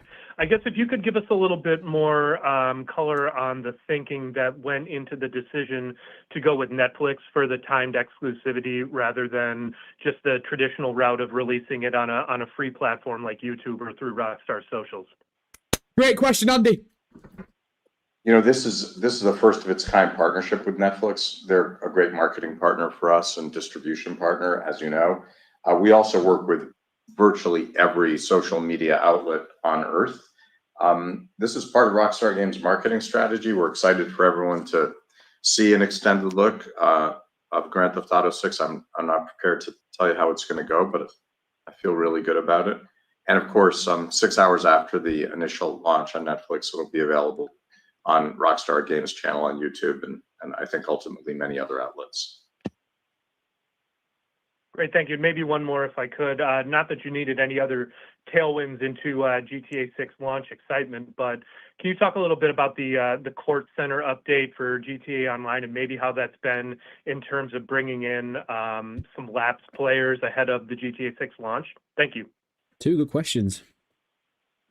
We're actually very pleased how things are going right now. We typically don't give specific details about how releases are doing, but I can tell you that right now we're very pleased with how things are going. And like all the Rockstar releases, they're exciting. They're well received by players, and they always reactivate folks. So far, so good.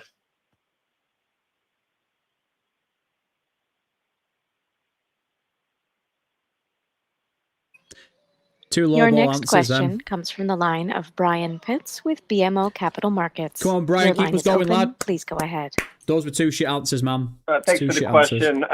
You recently announced the $80 base game for GTA 6, but ultimately decided to leave NBA 2K27 base pricing at $70. As you think about go forward base pricing, help us understand how you're thinking about being able to price games at a more premium price with more traditional AAA game prices around the $70 price point. Thank you. Good question. Look, we've said this many times. Our goal is to deliver way more value to consumers than what we charge them. And the truth is that the real cost of a AAA video game is a whole lot lower today than it was 20 years ago. Pricing has not kept pace with inflation. And our goal is to continue to over-deliver for our consumers, because how you feel about any experience is the intersection of the experience itself and what you paid for it. So, to say that we expect that Grand Theft Auto 6 will be an incredible bargain as experiences go is a gross understatement, because Rockstar Games is known for over-delivering. And when people engage with our titles, and Carl just answered a question about GTA Online, remember, we're 13 years after GTA Online was launched, and people are still highly engaged. And we have record-setting engagement at times. So that's our goal. Our goal is not to maximize price.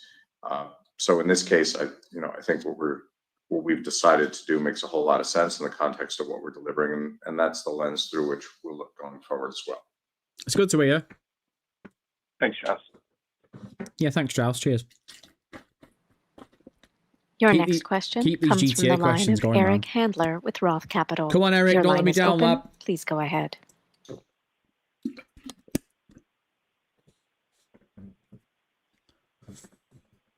Come on, Eric, fucking hell. A gentle reminder to unmute locally. Oh my God, he's fucking muted himself. Sorry about that. Good morning. Apologies for I had you on mute. Strauss, wonder if you could give a little bit of background on the decision to go with Netflix for the extended trailer launch? Did they approach you? Did you approach them? I assume for exclusivity, they probably paid a little bit of a premium to get that. Good question. Netflix is a close partner of the company, and we have tight relationships up and down the line. So we're always in conversation about things that we can do together. And this is a groundbreaking partnership that Rockstar arranged with our friends at Netflix, and we're really excited about how it's going to come about. I wouldn't normally give detail on sort of the nature of the back and forth or the terms of the arrangement. Rockstar arranged it. Okay, thanks. And then as a follow-up, with chip costs rising so much and the input costs for hardware rising significantly, there's talks about the next-gen consoles maybe getting delayed. I know you're a software company and you produce for whatever is out there, but I'm curious about your big picture thoughts on the industry, just given the rising cost of hardware. Look, the rising cost of hardware is not a good thing. And we wouldn't argue that it is. I don't think it will slow us down any, because we believe we're delivering experiences that people want. However, a lower price point for hardware would be a good thing, because there'd be more hardware in people's hands. So I cannot argue this is a positive, but equally we don't see it as a headwind either. And going forward, look, two things that I think are relevant.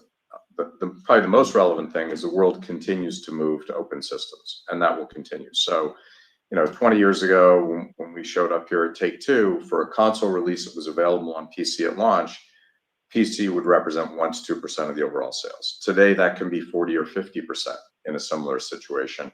And I believe that's going to grow because people have PCs that have outboard controllers. They work great as game machines, and I think that will continue.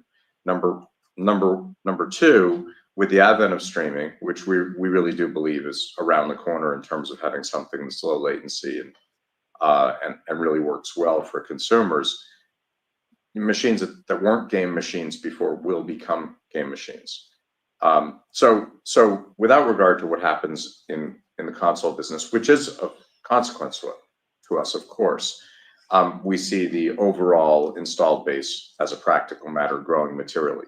And if you believe in streaming, and to be clear, we really do, and I'm happy to put a timeline on it. Right? I think we'll be in commercial streaming mode within 3 years. And by commercial, I mean low latency. That can 10x the effective installed base. Now, it doesn't mean we're going to 10x our revenue, and we wouldn't project that we would. But because obviously your avid consumers already had access to video game machines. But I do think it creates great opportunity for titles that are broadly desirable even outside of core markets. And we do have titles like that, obviously. The third thing is that interactive entertainment, and the most important thing, remains America's pastime and the world's pastime. It is the fastest growing part of the entertainment business. That's going to continue as the cohort ages and grows. All we need to do is the hardest thing you can do, which is continue to make hits. Thank you. Rockstar approached Netflix. Your next question comes from the line of Colin Sebastian with Baird. Your line is open. Please go ahead. I thought it was the other way around. I didn't see that coming. Good morning. I appreciate the questions. I guess on NBA, the next game coming up here shortly, following another strong year for the franchise, what do you think is going to be in part of this game that might differentiate or provide another opportunity to grow the franchise another year? And then secondly, on an unrelated topic, just curious on any update to how your studios are deploying AI tools internally. I know we've talked about this, quite a bit, but the technology seems to be developing fairly quickly. So, are those tools capturing any additional value and perhaps maybe more measurable efficiency? So, any commentary on that would be helpful. Thank you. So in terms of NBA, obviously NBA 2K26 performance was outstanding. It was a record for us, both on units and engagement. And I think that's the key. And we get the same question almost every quarter, certainly every year, about how high can high be and how the growth is. And every time we get the question, we answer it the same way. And it's really I don't want to say it's unlimited, but there's still a huge amount of growth potential in the NBA franchise. And that would be coming both from increased units, geographic expansion, et cetera, and bringing more customers back year over year. There's still a lot of wood to chop there, and also more and more engagement. So we continue to refine that. And what really drives that is the folks at Visual Concepts and 2K and their efforts to year upon year to innovate. And it's really hard to do that on an annual release. And yet somehow through the brilliance and hard work of the team, they're able to do it. So I would just answer it the same way we had before, which is the growth is going to be coming from the same place it always does, and that's through the innovation, the creativity of the teams. We did announce some fun things in terms of cover athletes for NBA 2K27. I'm going to leave all the exciting news about what's next for that title with 2K, which is, what is it, August 18th, I think, is when there's going to be more of a reveal. And with regard to your question about AI, look, we are first and foremost an entertainment company and always have been. However, we're an entertainment company that creates its entertainment in computers and always has. So this company, its products and its approach was built on AI and machine learning well before it became, buzzword du jour. So, we're dyed-in-the-wool adopters of new technology to the extent it enhances our ability to do what we do. And we have a three-part strategy, two parts of which are innovation and efficiency. So we have projects that sort of fall into both the basic research and the applied research buckets here to see on the basic research side, the art of the possible, on the applied research side, how we can innovate more and how we can create additional efficiencies. And that threads through our entire company. All that said, the first of our core pillars is creativity. And we have 13,000 colleagues around the world, the vast majority of whom are people who are creative every day. And we believe that technology can enhance their creativity, but we do not believe it can or should replace their creativity. And ultimately, we make bespoke entertainment products, and we aim to make the best ones in the world. And technology should make it easier for our incredibly creative people to innovate. But for better or for worse, and I happen to think it's very much for the better, those tools are not going to replace anyone. So unlike some of our competitors who are announcing opportunities to save hundreds of millions of dollars with AI, I've said since the beginning that the history of new technology in the interactive entertainment business is efficiencies are indeed created, but then we find ways to do bigger and bigger things. And, we actually don't reduce the cost of doing those things, but we can meaningfully increase the quality. And what does meaningfully increase the quality mean for us? It means making bigger and bigger hits that appeal to more and more consumers. And that's our job. Our job is not to lead in technology. Our job is to lead in entertainment. And as it happens, we use technology to try to do that. Snooze Fest. Great. Thank you. Your next question comes from the line of Chris Scholl with UBS. Come on, Chris, Your get us line back is on open. track, lad. Please go ahead. Great, thank you. In the slides and prepared remarks, you mentioned international expansion and evaluating accretive M&A. Can you just walk us through the opportunities you see overseas for your franchises that are maybe untapped today? And for M&A, remind us of the criteria you use when evaluating deals, the types of assets you would be most interested in, and any particular regions where you feel like you would like to scale your operations. Thank you. Yeah, we've been very focused here on increasing our international footprint. As you know, companies like Take-Two, and there aren't many of us, but there are some, basically derive about 80% of their revenue from the US, Western Europe, and one or two countries in Asia. The rest of the world's really underrepresented, even though they love video games, of course, and even though they have devices, typically low-res, low capable mobile devices, but devices nonetheless. So, for example, despite the number of people in India, our revenue out of India is really, really tiny, and people in India love playing mobile video games. Same is true for Africa, a massive market, but our revenue footprint is very low. And we're also underrepresented in places like Latin America, obviously Russia, much of the Middle East, and much of Asia, although we do have a significant amount of business in China and selective other countries, South Korea, Taiwan, for example, growing business in Indonesia, a little business in Vietnam. So it's been an enormous strategic priority for us to begin to build up in these underrepresented territories in a way that appeals to local consumers. We have a geo-pricing tool for that purpose because different markets have a different ability to pay. That's a tool that we created in-house that allows us to experiment in a way that doesn't infect other parts of our business and other parts of the world. And in certain instances, we're working on properties that may only appeal to some of those markets very selectively. So my goal is that in the next 10 years, we flip the percentage of our revenue that comes from the US and international markets in the other direction because we've grown the overall business. And if we don't invest here now, we run the risk of being behind in 10 years. So it's an area of enormous focus. Turning to your second question about M&A, we've always looked at inorganic growth through the same sort of three categories. First, are we buying owned intellectual property? Secondly, are we buying tools and teams that are valuable? And third, is the transaction immediately accretive to EBITDA and to GAAP earnings? And generally speaking, our acquisitions have ticked all those boxes. Then we have the broader rubric: is there a cultural fit? We've done many small tuck-in acquisitions, and then we've obviously done one very, very large acquisition. And I'm proud to say that, unlike history for most corporations, public corporations, our track record is excellent. I think virtually all of our deals have worked out, if you define worked out as being accretive and long-lasting. And certainly the Zynga deal has been terrifically successful, as has the Gearbox deal, our most recent larger transactions. So we'll continue to look at the world that way. And in terms of areas in which we're not represented, thankfully, we don't really have that anymore. We're a big mobile company. We're a big console and PC company. So we don't have any must-haves, but there are certainly some nice-to-haves, and we think some opportunities will come our way.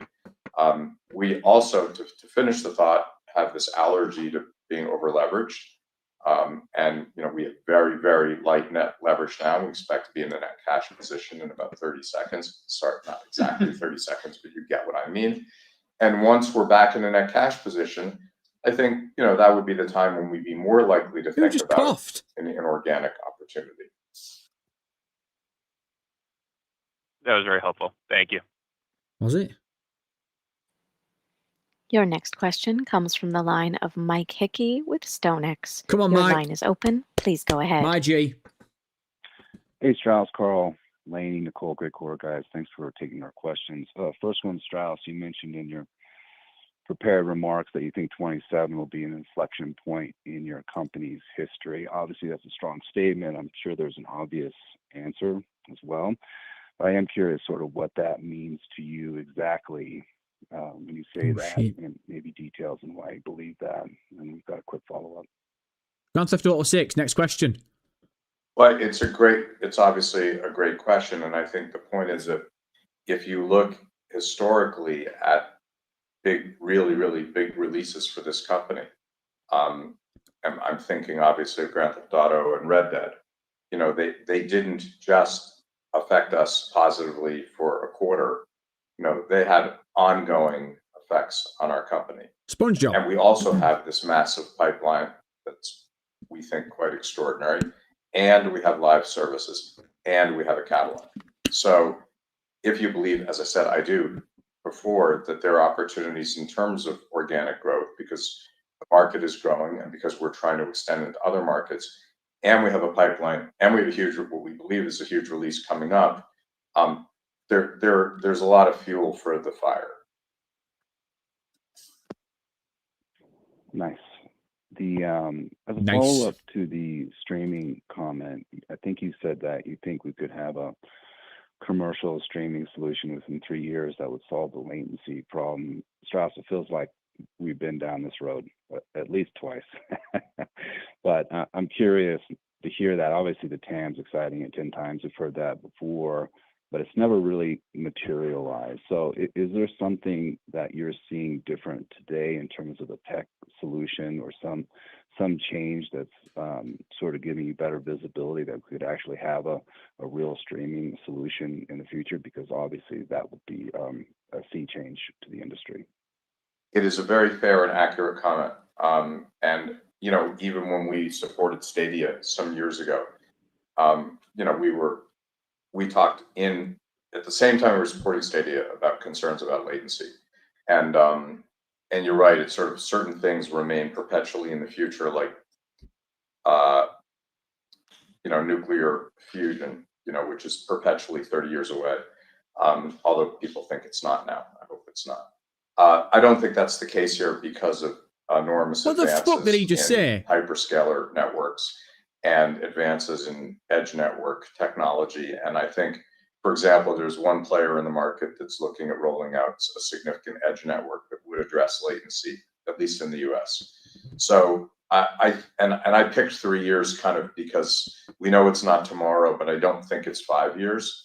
But of course I could be wrong. And we're not betting, any of our company on this. We just see it as another one of the many embedded call options in our security. Thanks, guys. Good luck. I'm glad you all picked up on that nuclear fusion shit. Your next question comes from the line of Alec Brondolo with Wells Fargo. Come on, Alec. Your line is open. Get Please amongst go it, you ahead. little mug. Yeah, hey, thanks so much. Appreciate the question. Maybe two from me. Could you help us maybe walk us through the thinking behind the GTA 6 premium SKU mix? I think Red Dead Redemption 2 launched with 3 SKUs. GTA 6 only had 2. And you didn't offer early access in the premium SKU, which I think has been a big part of the hook or the upsell driver on some of the other titles over the last several years. And then maybe secondly, encouraging to hear pre-order data for GTA 6 is strong. I guess I'd love to get your perspective as someone that's been in the industry a long time. How you think about the incrementality of pre-order units as they flow in? Is it possible that kind of hype around the game is pulling forward sales that you otherwise would have earned post-release into pre-release, and the strong data won't prove to be that incremental? Thanks. Two good questions. Yeah, we don't tend to give a lot of color around pricing or additions. We leave that to our labels, but I think Rockstar feels that offering a phenomenal value at $80 makes sense for some consumers, and then offering incremental value at a modestly increased price makes sense for consumers. And given the hype around this title, I mean, I think we could have made any number of other pricing choices. But as I said earlier, our focus is on delivering way, way, way more value than what we charge for something. That's a shit answer. And with regard to pre-orders, our pre-orders are exceptional. No one's ever seen anything like this before at Take-Two or in the industry. That said, you could absolutely be right. We just don't know. So could demand be pulled forward? Sure. And one of the reasons that we're not changing our guidance is, to be clear, we haven't sold one unit yet. You can cancel a pre-order. So, we around here, we're sort of allergic to victory laps, but one thing we certainly don't do is take a victory lap before we've run the event. So, the news is great so far. We're incredibly excited. We couldn't be more excited than we are. And yet we are, realistic and at best cautiously optimistic. And we're going to leave it at that until the thing occurs. I told you, if you cancel your pre-order, it's not a fucking sale. Don't come with that stupid bullshit, man. People trying to convince me that last week. If you cancel your pre-order, it's not a sale. Your next question comes from the line of Matthew Cost with Morgan Stanley. Your line is open. Please go ahead. So is there no collector's edition then? I was wondering if you could comment on Sony's decision to get rid of physical disc sales for new games beginning in the beginning of 2028. Will that have a material impact on your gross margins, or will you continue to sell boxed download codes at a similar gross margin, presumably at a similar scale going forward? And then secondly, if you could just comment on your progress shifting towards direct payments inside of the Zynga business, and if that's still something that is currently increasing and has a significant runway ahead. Thank you. Thanks for your questions. I'm not going to comment on Sony's own decision, but in terms of our decision, look, our business is well over 90% digitally distributed as is. It's already a digital business. So in certain instances, especially if it's a big game, discs just and note I said discs, don't really make sense for the consumer. Also, in most instances, you have to register online to play anyhow. So if you're already connected, like who cares if you download digitally? It's all the same, and it's much more convenient. So that's where the world is going, in our opinion, and I think Sony understands that. We certainly understand that. It doesn't mean that we won't have physical editions now and then. I'm sure we will, in the same way that there's still vinyl in the recorded music business. But in other instances, it just won't make sense. On direct to consumer, yes, that remains growth business for us. We are not direct to consumer across our entire mobile portfolio yet, but we're getting closer, and we are seeing growth there. We don't talk about the actual percentage, and we don't talk about our goals in terms of the percentage of our business. What we want to do is be where the consumer is. So we will support and continue to support all third-party distributors who treat us appropriately, and with which we can make sound economic arrangements. And at the same time, we'll offer direct-to-consumer opportunities for consumers who want to avail themselves of those. There is no doubt that our direct-to-consumer business has had a material effect, positive on our margins in the mobile business. Great, thank you. Strauss just told everyone that wants physical media to grow up and get fucked. Your next question comes from the can't line of believe Jason Bazinet with Citi. Your line is open. Please go ahead. He just buried it. As you can imagine, the buy side is doing everything they can to sort of monitor these pre-orders to gauge sort of demand for GTA. I don't know if there's anything you could share from a historical perspective as experts on, sort of ranges or how people should sort of think about pre-orders in terms of, what bookings ultimately are for a title. I think it would be helpful just because there's some risk that I've just gotten some crazy emails from buy-siders on how big they think GTA should be. So any sort of ring fencing or dimensionalization that you could offer, I think would be super helpful. He's going to dodge this.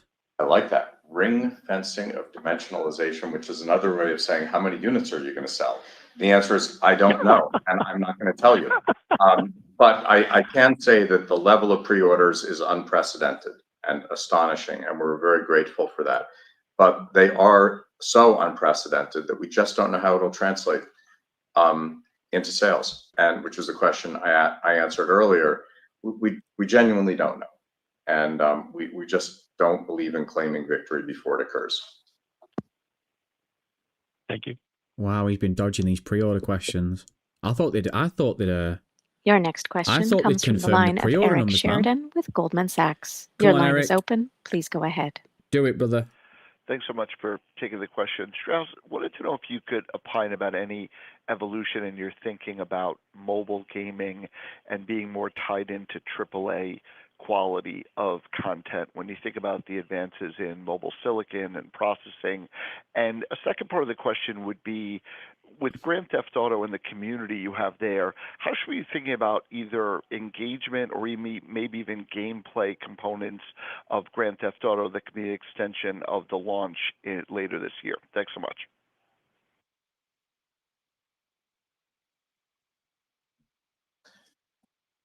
Yeah, you're 100% right that if you believe in Moore's law, what we'll be able to do with mobile games. How's Strauss supposed to answer a gameplay question? If not exponentially. And what I said earlier about streaming basically means that all games will become mobile games, if you wish. But I think, and I haven't used the word mobile all the time as a result.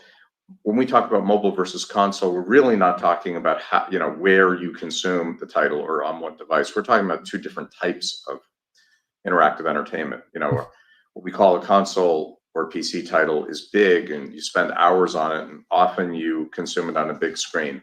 What we call mobile is light, a light experience. Typically, an avid consumer of a mobile game will play that game 5 to 7 times a day for around 9 minutes per session. It's a very different consumption experience. A console experience is akin to sitting down and watching a movie or binge watching a series for an evening. A mobile experience is something you do when you have a few moments free and you want to relax and enjoy and be entertained. And so the change in technology that will allow a console experience effectively to become a mobile experience probably broadens the market. but I don't think means that casual or hyper casual or semi casual or double A games necessarily go away. I think there's going to be a need and a desire for all different kinds of interactive entertainment. And as technology enhances the art of the possible, there'll be new formats that are delivered. An example of that, that's not interactive, but an example of a new format that digital technology has enabled is microdramas. And that's huge business in China and a growing business in the US. It didn't exist 5 years ago. So there's some moral equivalent thereof in interactive entertainment. And one of the things that we think about here is the unknown unknown. Like, what's the next thing that's coming in interactive entertainment at which we can excel, which our customers would love, that new technology enables. We spent a lot of time thinking about that. In terms of Grand Theft Auto and where it's going in the future, that's something that we're not talking about today. And in the fullness of time, I'm sure Rockstar will talk about. Thank you. Fuck me. Your next question comes from the line of Ron Song with Wolfe Research. They've Your line is lowballed open. Please go ahead. every Grand Theft Auto question. Good morning. Can you guys share any updates on your thoughts about advertising's place in Take-Two, especially with a continued shift to open platforms and streaming? You've been clear that it makes less sense for the consumers who are paying $70 plus for a AAA game, but how can you strategically employ advertising beyond mobile games in a way that's not overly intrusive? Thanks. Yeah, advertising is a growing part of our mobile business. We've rolled out ad units in many of our titles that previously did not have them. And our view really is, look, if you're going to engage with one of our mobile titles, we ought to be able to monetize that engagement in some way. So if you only engage with in-app payments, you're monetizing, less than 20% of the audience typically, often quite a bit less than 20%. But if you have advertising as an option, you could monetize 100% of the audience in one form or another. So that has been a big part of our strategy in mobile, and we have rolled out advertising units in most, but not all of our titles so far.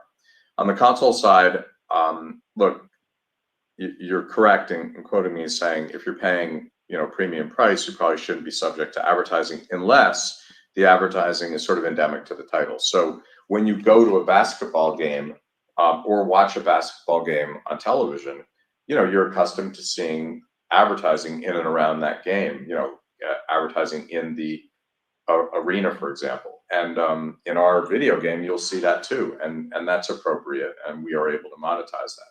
It is a relatively small part of the console business, though, and I expect that will continue to be the case.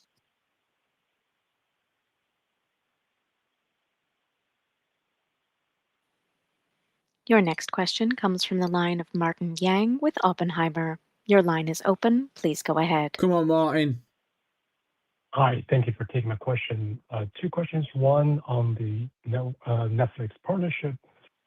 Do you think this is a one-off deal or this more creative use of Rockstar IP signals a broader framework for licensing Rockstar content in the longer term, especially when you consider there will be numerous ways to share derivative content off gameplay after the game launches? While this particular partnership is groundbreaking and unique, Rockstar has licensed content to Netflix before, as has the rest of Take-Two. We have a close partnership with Netflix, and they are in the video game business, and we're very happy to be their partner. And I'm sure there'll be plenty of things that we can do with Netflix and many other outlets in the future. So we want to be ubiquitous. We want to be where our customers are. We have, we believe, the best and biggest collection of owned intellectual property in the interactive entertainment business. And wherever you are, when you wake up, if you want to engage with our content, we want you to be able to do so. The question on GTA Online. More recently, we see a higher frequency of content updates. Does that require you putting additional resources into GTA Online development team, or you're really just spreading out, cutting historically a larger, less frequent updates into smaller chunks? Generally speaking, our update cadence for GTA Online has been pretty stable. And, some of the updates have been amazing. Some have been less successful, but generally speaking, consumers really love them. But the cadence hasn't really changed, and we do apply significant resources to that. And, we expect to continue to support GTA Online going forward. Thank you. Your next question comes from the line of Jim Callahan with Piper Sandler. Your line is open. Please go ahead. Go on, James. Hi, thanks for taking the questions. I guess one on kind of GTA 6 pre-orders. It sounds like the demand for the deluxe edition has been extremely strong. Any comment we can kind of provide on what that could look like, what maybe the mix kind of looks like as we get closer to release of the game would be helpful. Thank you.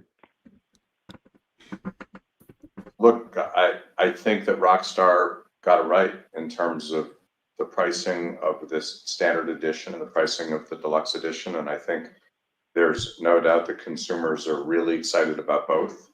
And I think depending on, your own ability to pay and how avid a consumer you are, you can choose between them. But, the pre-orders have been exceptional and we're happy with the mix as well. Okay, that's great. And then maybe just a follow-up on the user acquisition cost comment on mobile. I guess kind of how do we parse that out from what overall engagement looks like broadly on mobile? Any comment there would be helpful. Thank you. Engagement is fine. And as I said, we're very happy with what we see in the marketplace. And, we have some titles that are just doing incredibly well. We have a tougher year-over-year comp on Color Block Jam. So that has affected our numbers, but that's really a comping issue, not a performance issue.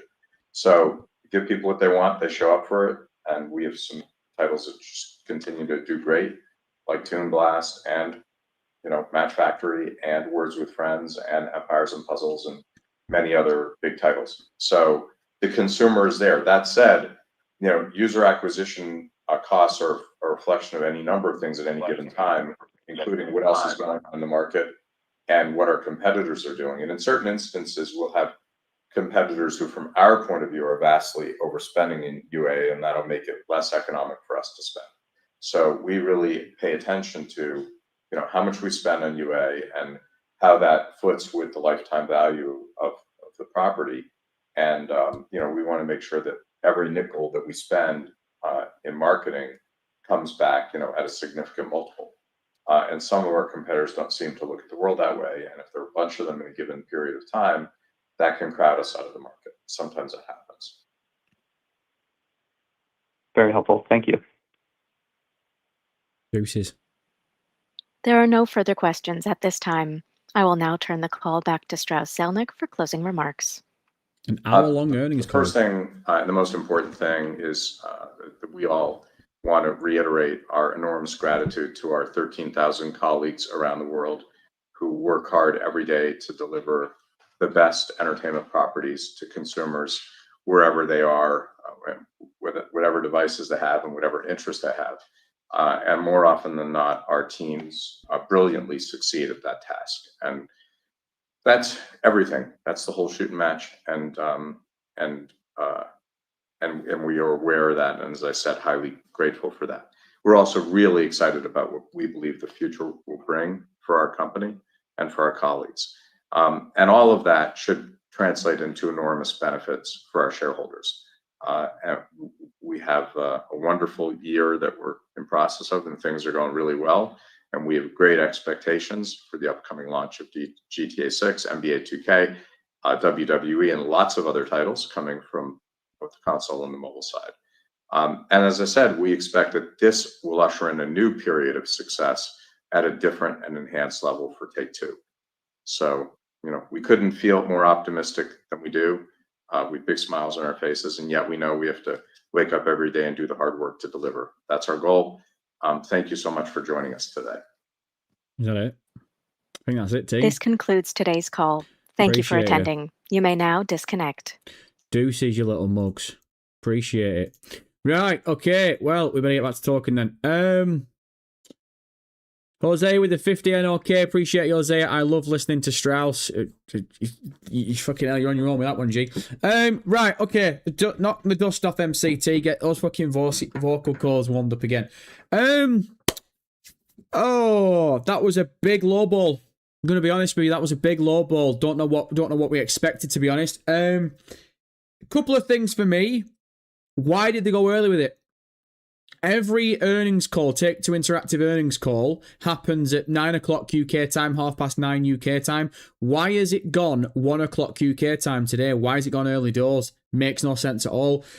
Second point I want to bring up is this is the first earnings call where Grand Theft Auto 6 falls inside the upcoming fiscal numbers going forward, and Strauss dodged the living shit out of every Grand Theft Auto question. Every Grand Theft Auto question. The best questions I think they got answered were the Netflix deal thing. The one that really caught my eye, and I think caught a lot of people's eye in chats, I saw people reacting to it, was the fact that Strauss didn't out Rockstar, didn't throw Rockstar under the bus, but Strauss said, even though that Take-Two Interactive got a really good working relationship with Netflix, it was Rockstar that sorted this deal with Netflix.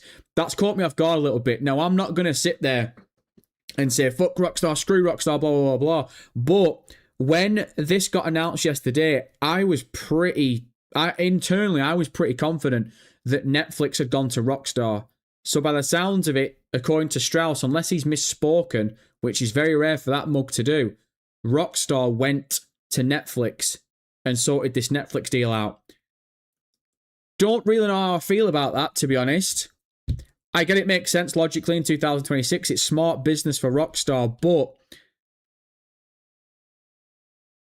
by the sounds of it, if it's going to be a gameplay trailer, if it's going to show you gameplay as good as the extended, as much of this extended look might be, as cool as it might be, you've skipped shit. Like, I'm going to say something that's going to trigger a few people, and I'm not trying to sound negative about it, but unless trailer 3 drops in the next 3 weeks, you've skipped trailer 3 for the fans. You've skipped trailer 3, which realistically should have dropped in May. And you've gone straight to gameplay, and the worst thing is you've actually given it to Netflix. And now I know that it comes on YouTube 6 hours later, and like I say, I don't want to sit and moan about it too much, but I'm really surprised that it was Rockstar that went to Netflix and sorted this shit out. Again, I made an argument before that it makes sense for the casuals, because casuals are probably going to watch this on Netflix more than they'd watch it on YouTube. But Rockstar was the ones that sorted it out. Wow. Didn't see that one. That's caught me off guard a little bit. No news on the collector's edition. Wasn't expecting that anyway. But the thing for me was Strauss actually got asked about why Red Dead Redemption and Grand Theft Auto had 3 versions and Grand Theft Auto 6 only has 2. Now, obviously, that investor doesn't know Rockstar's information and doesn't know Take-Two's information. And obviously, Strauss isn't going to be like, well, there is a collector's edition coming. But the fact that they completely dodged it, there has to be a collector's edition of this fucking video game, surely, right? Anyway, look, regardless, team, what I'm going to do, I'm going to run this bitch about another 25 minutes. We're going to push it. We're going to do a 3-hour live stream. So, Jade, I'll get that music pumping. If I turn the audio capture off, that should be better for you. You lot should be able to hear that music, right? So, yeah, look, I'm going to spend the next half an hour talking to you lot. I want to know what you lot feel about that. Look, I know that a lot of these earnings calls, we hype them up, and, you know, a lot of times it is like an L Take-Two, L Strauss. But I'm really surprised with a couple of beats that we got out of that. I'm surprised for one that Rockstar, that Take-Two haven't reported on the pre-order numbers. We've got no pre-order numbers. And they've not announced the new studio. So why did this earnings call go early? Name me one reason why this earnings call went early. This earnings call could have happened at 9 o'clock tonight like it normally does. Why have they tried to get in front of it? Don't get it at all. So I'll come to chat in 2 seconds. Let's just change this text here. What are we saying? What should be the headline for the next half an hour? Oh, I don't know. GTA 6 confirmed? No, because we already knew that we weren't going to be delayed. Whole bag of nothing.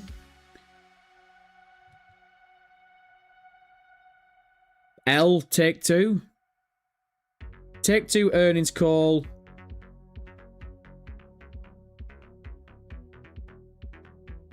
Take-Two earnings call confirms no delays. I don't fucking know. Take-Two earnings call sucks balls.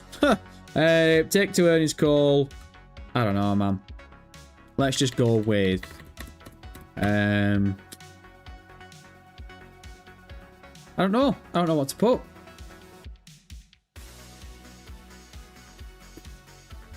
Rockstar brokered Netflix's deal. I don't fucking know, do I? Earnings call. Is that spelled right? Earnings call. Oh, lackluster. Fuck it. Lackluster earnings call. How do you spell lackluster? Is that the way to spell it? Lackluster earnings call? No, that sounds like I'm fucking. Take-Two serves nothing burger. Fuck it. We'll go with that. See how that plays out. It's alright there, innit? Put that there. Take-Two serves nothing burger. Oh, dear me. Jeff Clark, nah, Strauss. Oh, sorry, I was reading you, Jeff. Where are you, lad? Jeff, nah, Strauss has nuclear fusion training at 2 p.m. Yeah, that nuclear fusion comment was a bit weird, weren't it? One second, let's unpin that message. What was that nuclear fusion shit about? Has anyone missed that? Talk about nuclear fusion in the future.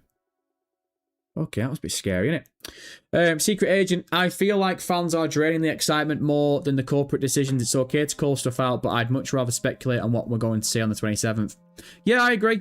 I agree. I said before, I think the outrage for this Netflix thing is completely overblown. I am surprised to hear it from Strauss, though, that Rockstar were the ones that sorted this deal. I was 100% convinced that Netflix had gone to them and paid the bag. Interesting. Worst by Brian with the 5. Appreciate it, Brian. Why would they talk actual numbers on pre-orders this soon? That's counting chickens before they're hatched. That's an L business move this early. Brian, I know that you're smarter than me, but you do realise that earnings call was covering numbers up until June 30th. Pre-orders dropped before June 30th. I thought the whole point of an earnings call was to report on numbers from quarters of said business. So if we're not reporting on numbers that fall inside a period we're literally using an earnings call for, then what's the point holding the earnings call? Like, that's the one thing that I will say. I've been covering earnings calls for 2 years. Obviously, you cover the past 3 months up until, you know, the cut-off period, and then you give predicted numbers going forward. This earnings call today, they didn't announce Small Axe Studios. They dodged all the Grand Theft Auto questions. They mentioned briefly about this Netflix deal, but why has it gone early today? What was the point? They've been moving weird, man. If you remember the May earnings call, they pushed the earnings call back a week. And now this one, they've gone early doors. And literally, no joke, man, I think we got... I can't see one reason why this earnings call went early today at all. Not one. Not one. Pluto Mods MCT, I'm so glad this is the last earnings call until November. Agreed, man. Agreed. Look, there will be a November earnings call just before Grand Theft Auto 6 drops. Let's round it out, man. Let's cover that. We've got one last earnings call. You know what? That's a good thing. That's a good thing to say. Regardless of how you feel about today, there's only one more earnings call. Man, we've never been closer. There is one more earnings call to Grand Theft Auto 6, and it's in the fucking month the game comes out. Buzzing. Peaky, I was going to call you Peaky Pootang then. Peaky Potato King. Don't think I've ever said that name before, but his new name is Peaky Pootang. Ken, tell him what time it is. It's showtime! Appreciate you, brother, what you're saying with the 5. Could they be using Netflix to avoid an early leak of an extended look? Also, very, very surprised by Strauss dunking on physical media. Yeah, that was another one that I completely forgot about. So if anyone that missed it, Strauss got asked about the PlayStation's move, Sony's move away from physical media in 2028. And Strauss said, look, we're not going to talk about Sony's standpoint, but from us, 90% of our business is digital, so it makes sense. Like, he proper, like, didn't give a shit. Normally with Strauss, he kind of, like, sits on the fence and likes to be like, well, for our consumers, this, and our consumers, that. Strauss literally sat there and was like, no, it makes sense. So you know what they're doing. Like, wasn't expecting him to be quite ruthless. I thought he was going to, like, duck it a little bit and sit on fence and be like, and I understand that, you know, fans aren't happy, but he would do none of that. I thought he was just straight to the point, weren't he? It was straight out, look, 90% of the business is digital, so it makes sense. Fuck it, proper dunked on him. Carl, the only reason I think of doing it this early doors is maybe we get trailer 3 today. Even then, I'm not super confident. If trailer 3 drops today, man, that makes no fucking sense at all. Why wouldn't you have dropped it yesterday? Why wouldn't you have dropped it last? Why wouldn't you have dropped it with pre-orders? If trailer 3 drops today, what's the fucking point in that? I mean, look, the lack of them reporting on pre-order numbers in this earnings call. One, doesn't make sense. But two, just means they know for a fact that when this Netflix shit drops, and if there's going to be another trailer before the November earnings call, they are giving themselves the best part of 6 months to embellish those pre-order numbers. And it's not a bad corporate move, but when you're a content creator like old Cheese Weasel over here that doesn't work at Take-Two and doesn't work at Rockstar and you can only work off little snippets, stuff like that doesn't really make sense. So, meh. I gotta be honest, man, there were a couple of the mandem talking to me yesterday and day before, and a lot of... I'm not really too down bad with pre-order numbers. Like, obviously, I'll look at it and I'll report on it when it comes to a live stream, but I'm not going to make a video out of it. But a lot of the mandem were, like, looking forward to seeing these pre-order numbers today, and it's not... that's probably one of the biggest things that I'm shocked about. That they literally reported on numbers up until June 30th. Pre-orders dropped way before June 30th, and they've not given you a single digit. I didn't call that today. Pixel Pancake with the 2. Appreciate it, brother. Mike Hickey was Mike. I know, I saw that. When Mike was on, fucking everyone was like, oh, Mike Cocksmall. Bastards. I'm curious, there is no point in what they are doing. We could be here all day breaking that shit down. Carl, I don't think that we're getting trailer 3 today, but there's just nothing else that I can think of to justify releasing the earnings call this early. Yeah, that's it, man. That's the most confusing thing about, other than the pre-orders thing, the most confusing thing to me is why have they gone so early with this earnings call? There was nothing groundbreaking in that call at all. There was no new announcements. There was no announcements. There was no pre-order numbers. I'd say possibly the 3 biggest things that everyone was expecting this earnings call hasn't happened at all. So what was the fucking point? You could have just done this at 9:30 at night.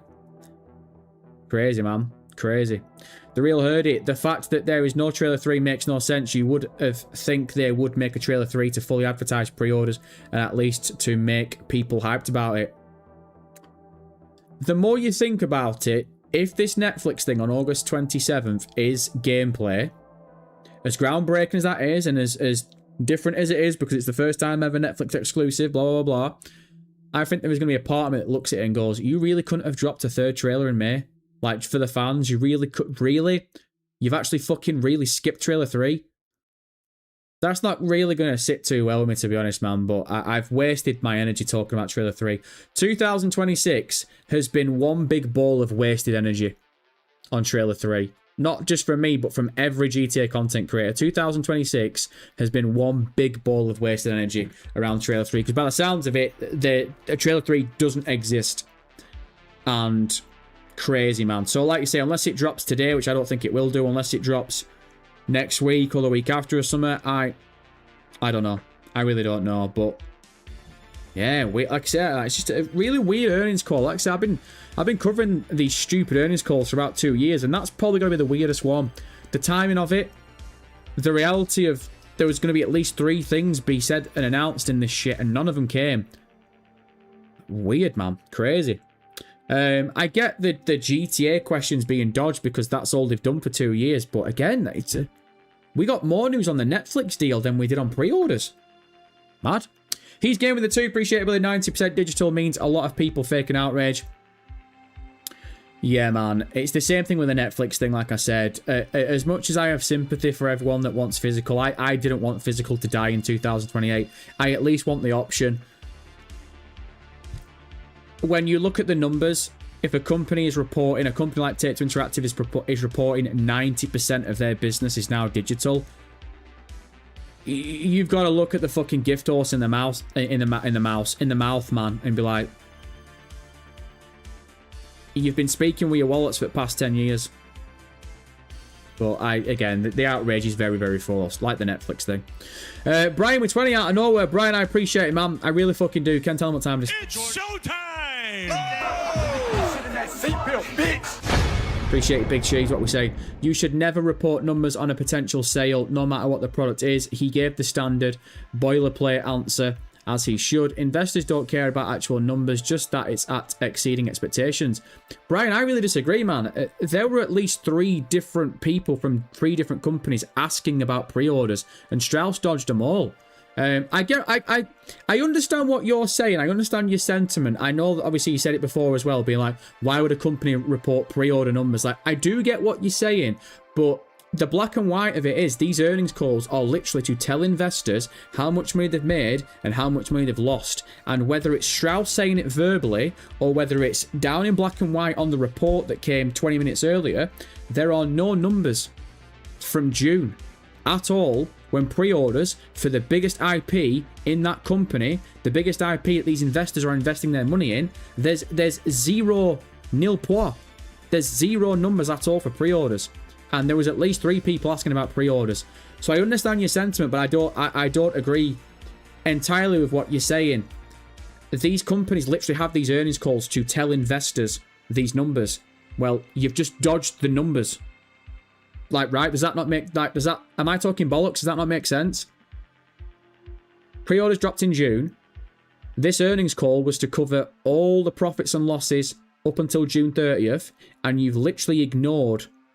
You've chosen to ignore your pre-order numbers up until June 30th. Like, let's say how it is. They've ignored it. I'm not saying I'm not gonna fucking get a conspiracy like, oh, they're not as good as they thought. Like, no, pre-order numbers are gonna be astronomical for Grand Theft Auto 6. They probably already are. They probably already were when it got to June 30th. They probably already were in the first 24 hours.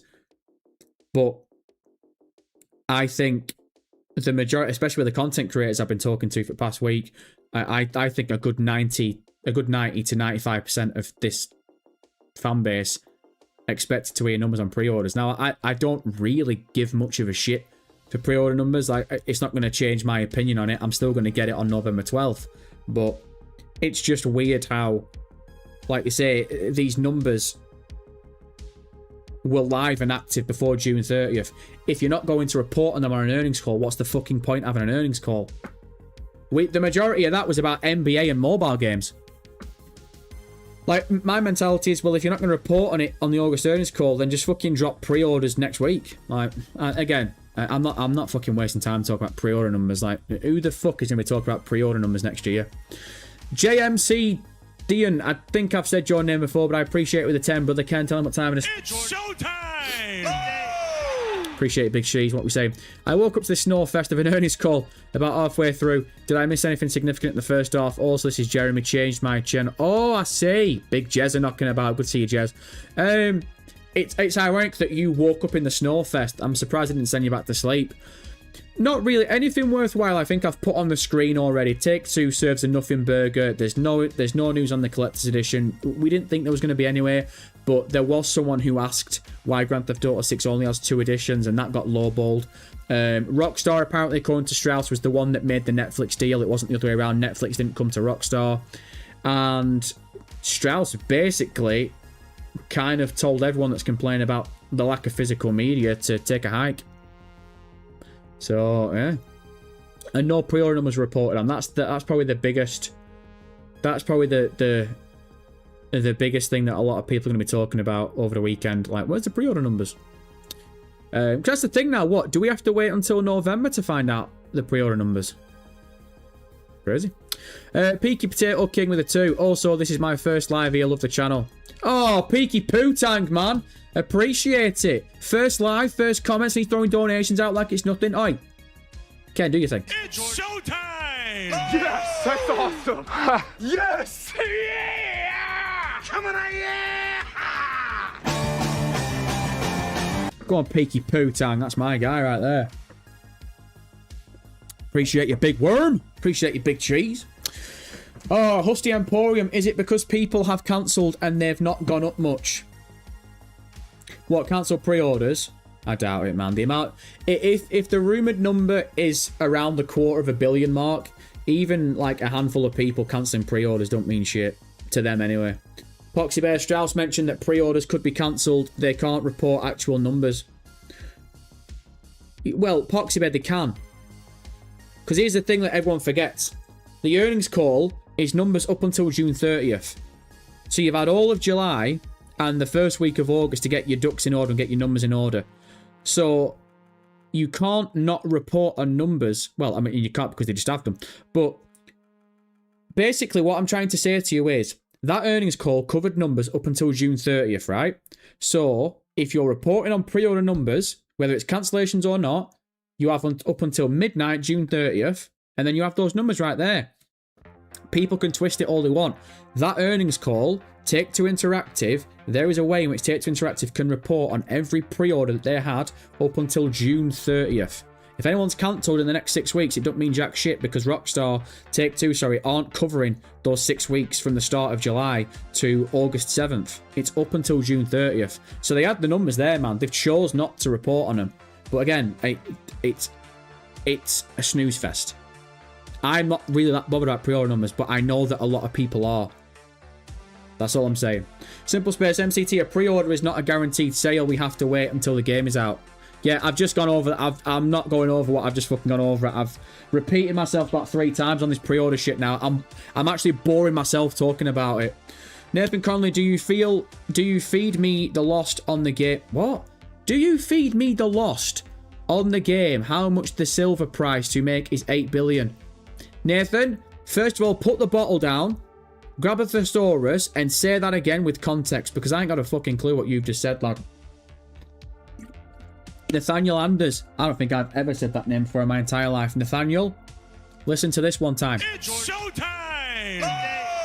Appreciate you knocking about, brother. What we're saying, they might not want to announce pre-order numbers since they can still be refunded until release. Yeah, again, look, the pre-orders thing, I get that I'm about 15 seconds behind you all lot. I've gone over the pre-order shit. They had pre-order numbers up until June 30th. Cancellations or not, they could have reported on them. That's the last thing I'm going to say about that shit. If I know it, it's still Grand Theft Auto 6 season right now anyway. I'm just grateful I have dedicated trailer to wait for. That's it, man. Look, this earnings call was a bag of wank. To be honest, let's be real with ourselves. It was shit. I know that us as fans have overhyped it like we always do, but even still, no announcement of Small Axe Studios, no pre-order numbers, GTA 6 questions dodged again. This was the first earnings call. Like, even take it back to Insider Gaming. I think it was in February and March when Tom Henderson said, you're probably going to get a trailer in August. The whole point Tom said that in the first place was because the August earnings call was the first earnings call where Grand Theft Auto 6 falls inside the fiscal, like, the numbers going forward. And Take the Piss Interactive have just served you up the exact same earnings call you've had on copy and paste for the past 2 years. I'm sorry, man. I've been covering this shit for 2 years. That earnings call was probably possibly the dampest squib that we've had in 2 years. The February earnings call, Strauss, was like the summer marketing. May earnings call. The build-up to the May earnings call was shit because we all thought Trailer 3 was coming and it didn't do, but at least the May earnings call, we had some answers for GTA. Every GTA 6 question, other than the Netflix deal, was proper dodged. I know he dodges some questions, Strauss, but that was ruthless today, man. Like I said, there was 3 different people from 3 different companies that asked him about pre-order numbers, and he said, we're not reporting on pre-order numbers. Like, brother, you've got the numbers up until June 30th. Wild, man. Wild. Oh, Amazon's MCT, you could have put the new IP announcement in the title, bro. The thing is, though, that new IP that they mentioned, more than likely, is probably going to come from that new studio, innit? I can't report on a new IP from a new studio that hasn't even been announced yet, man. Like, I know what you're saying, but I can't... If I put that in the title and someone asks me about it, I'm like, oh yeah, it's coming from a studio that isn't confirmed. From a company that at the moment isn't confirming about the studio that's creating the IP. Ledo, shouldn't really expect anything from the earnings call. The extended look announcement was enough, to be honest. Earnings call is just a snooze fest for investors. Yeah, Ledo, look, I get that. You know, obviously, like I say, we've been covering them for a while. But it's just, this was the earnings call before November. This was the last earnings call before November. It was the earnings call that obviously fell inside the pre-order window. So, yeah, man, just of all the earnings calls that you were expecting something, this was the one. This was the one that really... let's say how it is. Of all the earnings calls I've covered, this is the one where there was the most Grand Theft Auto 6 questions. For obvious reasons, because this earnings call was covering Grand Theft Auto 6 coming up in November because it's coming inside the fiscal year. And I've got to be honest, man, the amount of Grand Theft Auto 6 questions that were just completely ducked, dived, dodged, dipped, dived, dodged, dipped, dived, dodged, ducked, dipped, dived, and dodged. Impressive work from Strauss, man. Impressive work. Simple Space. Tom Henderson has to either be part of the marketing or he is an insider who knows things. Tom's just very good at his job. Carl, I never expect anything from these earnings calls. MCT's facial reactions were the highlights. Yeah. I don't want to come across like, oh, fuck Take-Two, the earnings call, because I've always kept it a beat with you all. I've always told you all, when it comes to these earnings calls, you have to be realistic with it. These earnings calls aren't for us, the fans. They're not for Rockstar Games fans, because it's not a Rockstar Games earnings call, it's Take the Piss Interactive. They're going to talk about Zynga and mobile games. They're going to talk about 2K and stuff, and I'll take the piss out of them when they do. It's only a rib, I'm only having a bit of fun with them. But out of all the earnings calls, man, this was the one where they knew they were going to get Grand Theft Auto 6 questions. They got those Grand Theft Auto 6 questions and just drove past all of them, man. And you ask yourself the question, well, one, why did you go early doors? And two, what's the point? If you're going to do these earnings calls and offer up a question and answer segment at the end, what's the point? If you're not going to answer questions, like, I'm not. How many times did Strauss today say we're not going to talk about pre-orders, but they're outstanding or they're record breaking or impressive, or whatever he said? Like, that's not an answer. That's just a duck. I said that. Like, put it this way: if I was representing a company and I had a question for Strauss today, and Strauss gave me one of the answers that he gave me today, I'd go back to the company and be like, this fucking guy can't answer a question. So, yeah, man. Weird. Mark T, people are seriously missing the point of that earnings call. We now know the bank check is excited about nuclear fusion. Come the fuck on, who cares about Grand Theft Auto after hearing the big news? That's why I'm looking forward to Grand Theft Auto, man. Get that shit played before the world crumbles over nuclear fusion. That was mad, that, weren't it? Guru, funny how he said he does not have the numbers. He still said how good it has done, so he has the numbers. So, like, what is the truth? Yeah, look, for anyone that thinks Take-Two doesn't have the pre-order numbers, you're a fucking moron. Take-Two Interactive have got the pre-order numbers. They're just choosing not to report on them. That's the thing. So don't come in here and be like, oh, MCT, they can't. They don't have numbers because people cancel pre-orders. This earnings call was up until June 30th. They have numbers up until June 30th. They've chosen not to report on them. And I'm not going to I'm not blowing them out the water, be like, no, you should be. But it's just early doors earnings call covering up until June 30th when pre-orders were live before June 30th. I'm just really surprised that they basically told people we're not reporting on pre-orders. Like, sorry, what? Correct me if I'm wrong, the biggest fucking video game of all time comes out in about 3 months. The fuck are you talking about? Well, yeah, man. Very strange. Very weird vibe today from that earnings call. I'm not going to lie to you. Like I say, I wasn't expecting the world. I wasn't expecting trailer 3 or anything, but yeah. Don't know. I just, at the very, very minimum, I thought they would have been like, so we've got record-breaking numbers to show you, and nothing, man. Mad. Right, team, we said we were going to go for 3 hours, and we've hit the 3 hour mark. So, we'll give you, what, another 5 minutes? We'll talk to chat. I'm starving. I'm going to go off and get some food, get amongst it. If something happens today, if the third trailer comes, if something comes, we'll be back later and we'll live stream it. I'm pretty much confident that nothing else is coming today. I think that's your lot. If I'm wrong, We'll cross that bridge when we come to it. But like I say, we'll have 5 more minutes talking to you lot. Let's get your comments in, get your questions in, and I will do my very best to get amongst it. And I appreciate you all knocking about, man. These earnings calls are a fucking snooze fest, man. But I appreciate everyone knocking boots. Terry Knight, I wonder what's going to happen after the 27th because the next earnings call is in November. What are we going to be left with? Terry, my very rough prediction would be the Netflix thing August 27th. September, I really don't know. And October, probably the final bit of gameplay you're going to see before the game comes out. That would be my prediction. But the thing is, what yesterday did for me was it confirmed that none of us have a fucking clue what's going to happen in the next 3 months. There could be anything going down in the next 3 months. This Netflix deal, what I will say is Rockstar themselves going to Netflix and sorting this deal out, whilst I don't respect it, who else has Rockstar gone to? Anyone been thinking? Has anyone thought about that? Because that's only really hit me in the last 5 minutes. Yes, Rockstar have announced this Netflix thing, but who else have Rockstar gone to? Strauss just told everyone on the earnings call that it was Rockstar that went to Netflix and sorted this exclusive out. Who else have they gone to? Have Rockstar gone to fucking Amazon? Apple TV? Have they gone to TikTok? Like what? Who have Rockstar gone to line up the promo of this video game for the next 3 months? We could be in for anything, man. So it could be exciting. We'll have to wait and see. Hislethorpe MCT, do you think Collector's Edition will be announced in the extended look? I think if Collector's Edition was going to get announced, I think it'll get announced before it. I don't know why. I can't tell you why. Just my gut feeling is I don't think they'd use the extended look to announce the Collector's Edition. I think the Collector's Edition will be announced on its own.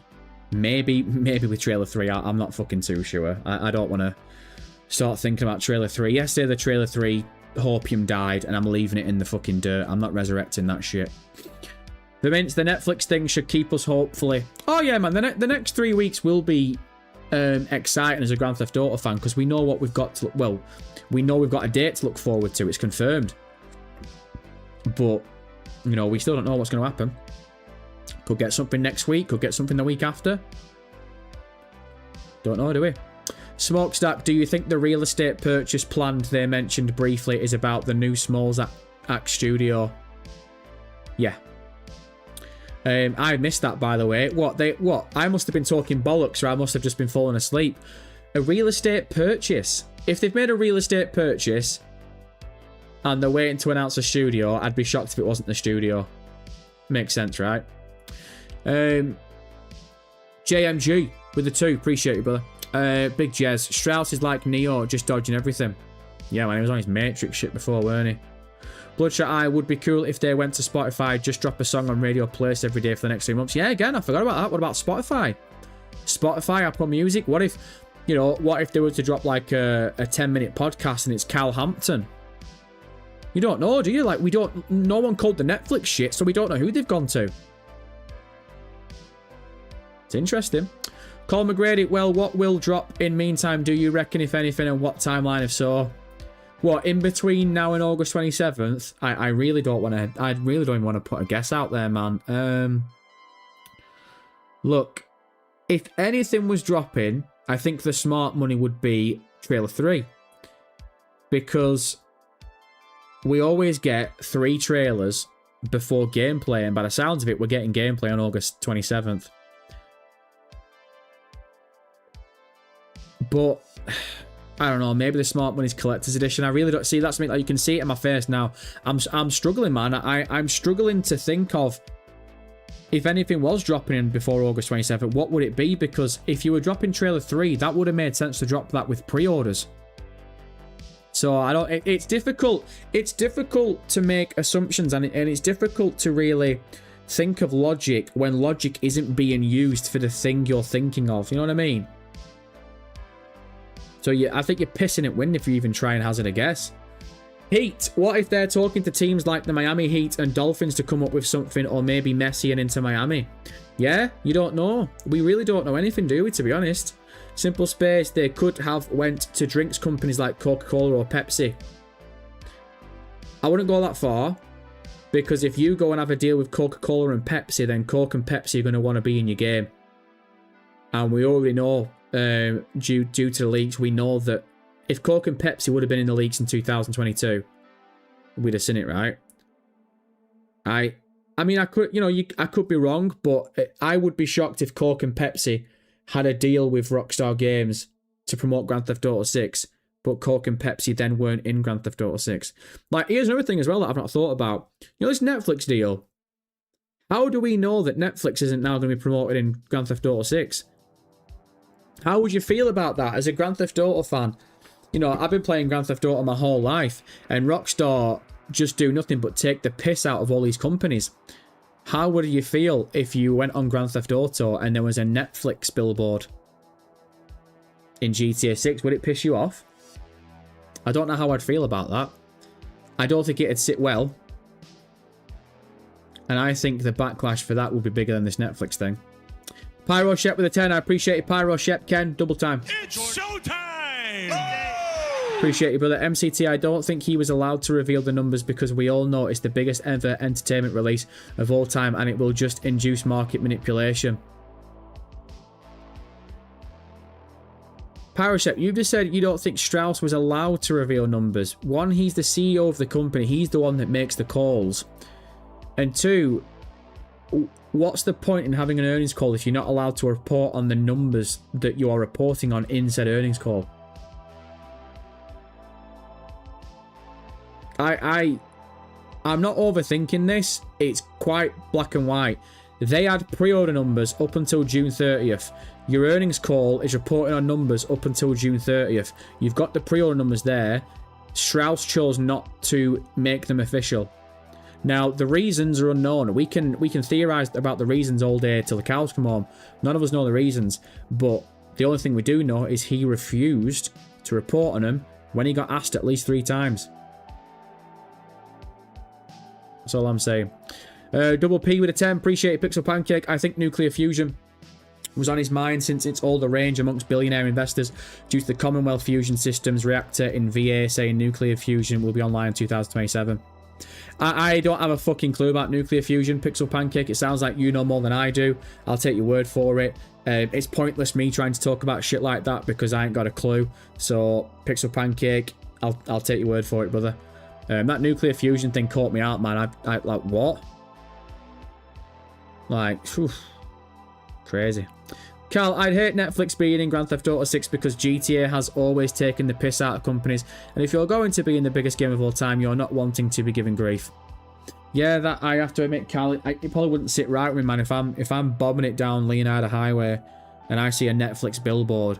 Like, if they're taking the piss out of all these companies like they have been, but Netflix is safe, that'd be like, ooh, so we're selling out in 2026. Yeah, that would be... I have to admit, I would look at Rockstar Games and go, okay. Right, okay, the big sellout job has begun then, has it? Because the moment you see a Netflix billboard in Grand Theft Auto 6, the chains are off, the shackles are off.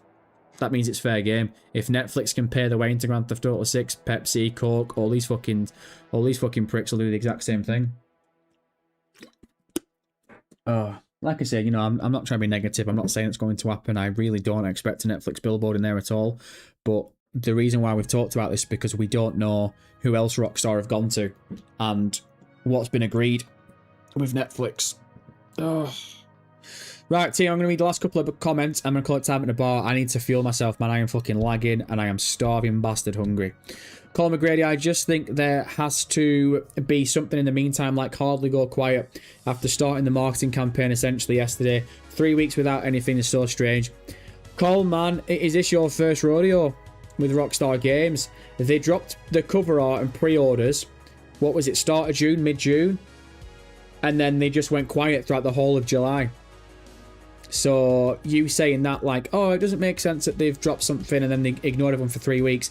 Man, they've ignored everyone for like 6 weeks, 7 weeks. Before that, they ignored everyone for what, 15 months? So I don't think it's outside of Rockstar's wheelhouse at all to just ignore everyone for another 3 weeks, man. I think Rockstar's mentality, if nothing drops in the next 3 weeks, is quite simple. We've given you 3 weeks heads up for something that's quite exciting. So I hope I'm wrong and you're right. I hope that we do get something in the meantime. But I'm looking at it from Rockstar's point of view. They've given you a 3-week heads up of something that sounds pretty cool.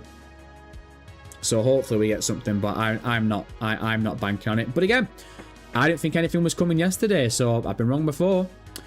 St. Kevin, that's not going to happen, bruh. This is negativity overload. All this fear-mongering is exhausting, man.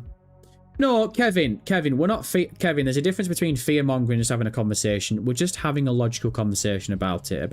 So if anyone doesn't know what Kevin's talking about, we were talking about how Strauss basically said in the earnings call that Rockstar were the ones that went to Netflix. So my question was, well, who else has Rockstar gone to? Have they gone to Apple TV, Amazon? And then people were like, oh, have they gone to Pepsi or Coke? And then my mentality was, well, if you've gone to companies like Pepsi and Coke, who you take the piss out of in the game, then wouldn't they want to be in said game?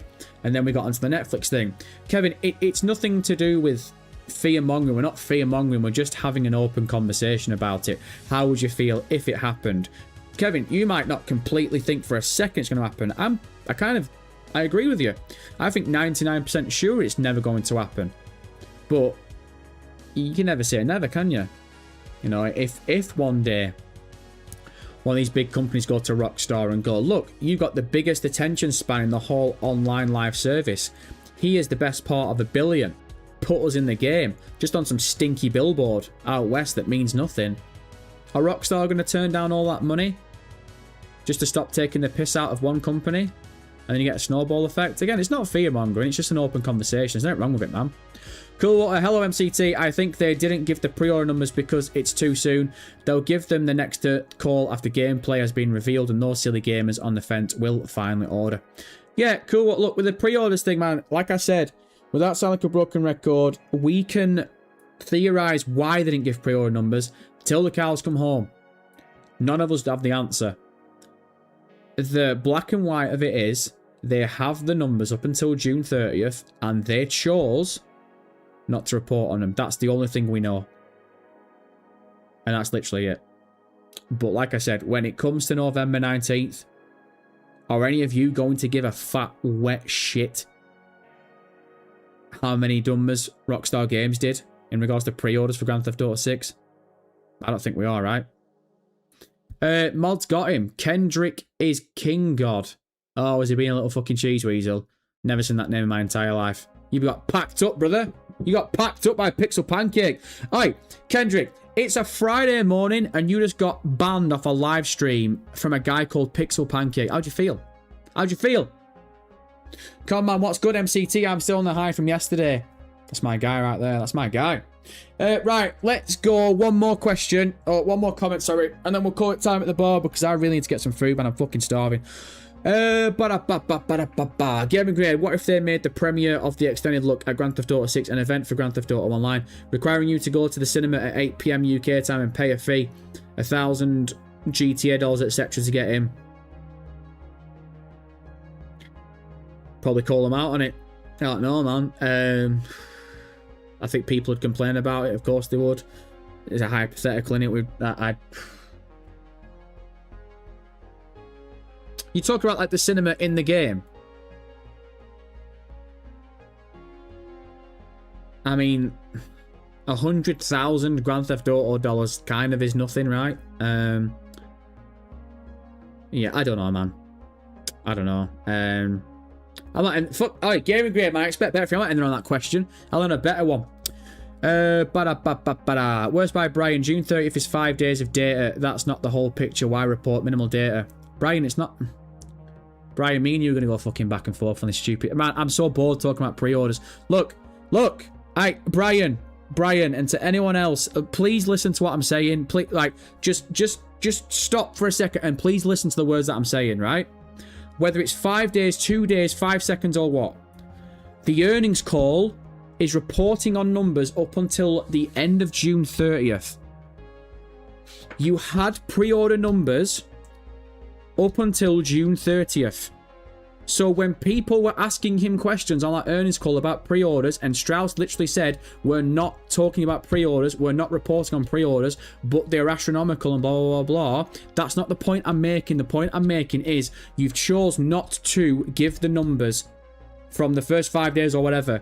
I don't give a shit if it's 5 days or 5 minutes. The point is, up until June 30th, they had the numbers. And if anything, if we're going to be real, if people have been talking about cancelling pre-orders and shit, you're probably going to say those first 5 days were strong astronomical numbers. So if anything, why wouldn't you want to report on that? Because that makes you look like fucking gold.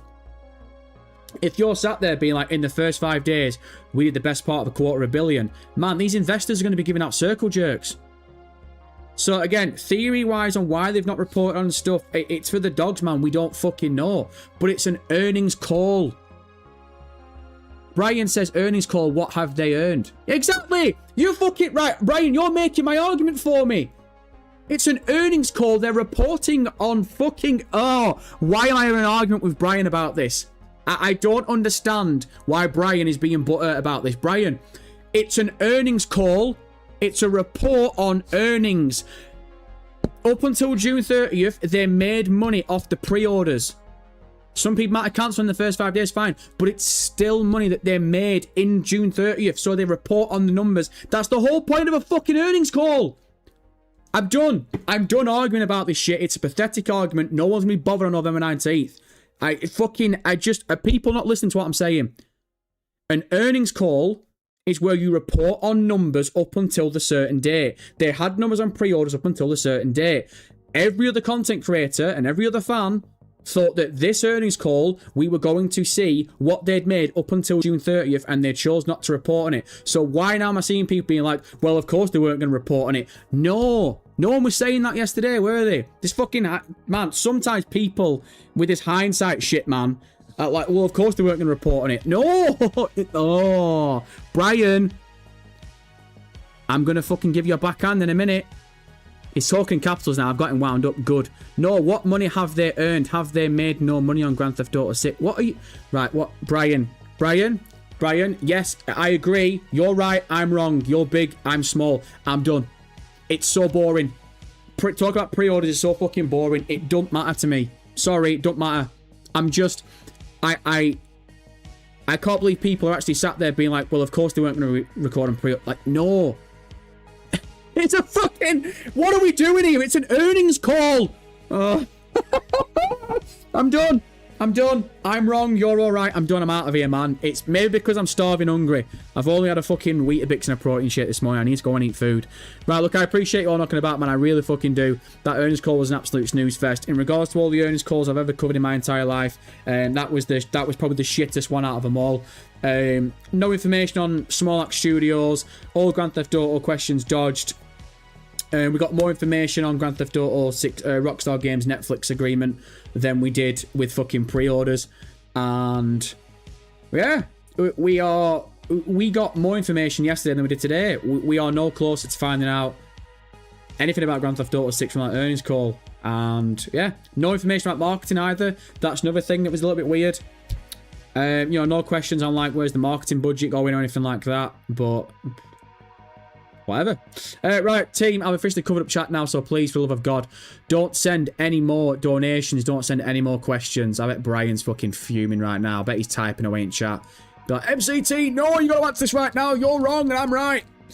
I need to get the fuck out of here, man. I am starving bastard hungry. Like I said before, if anything drops today, in the next couple of hours, I don't think it's going to, but if it does, we'll be right back here getting amongst it. But man, I appreciate you all knocking about. I can only apologise for that absolute shit show of an earnings call. We've had better ones, but that's it now. No more earnings calls till November. Fucking awesome. We've never been closer.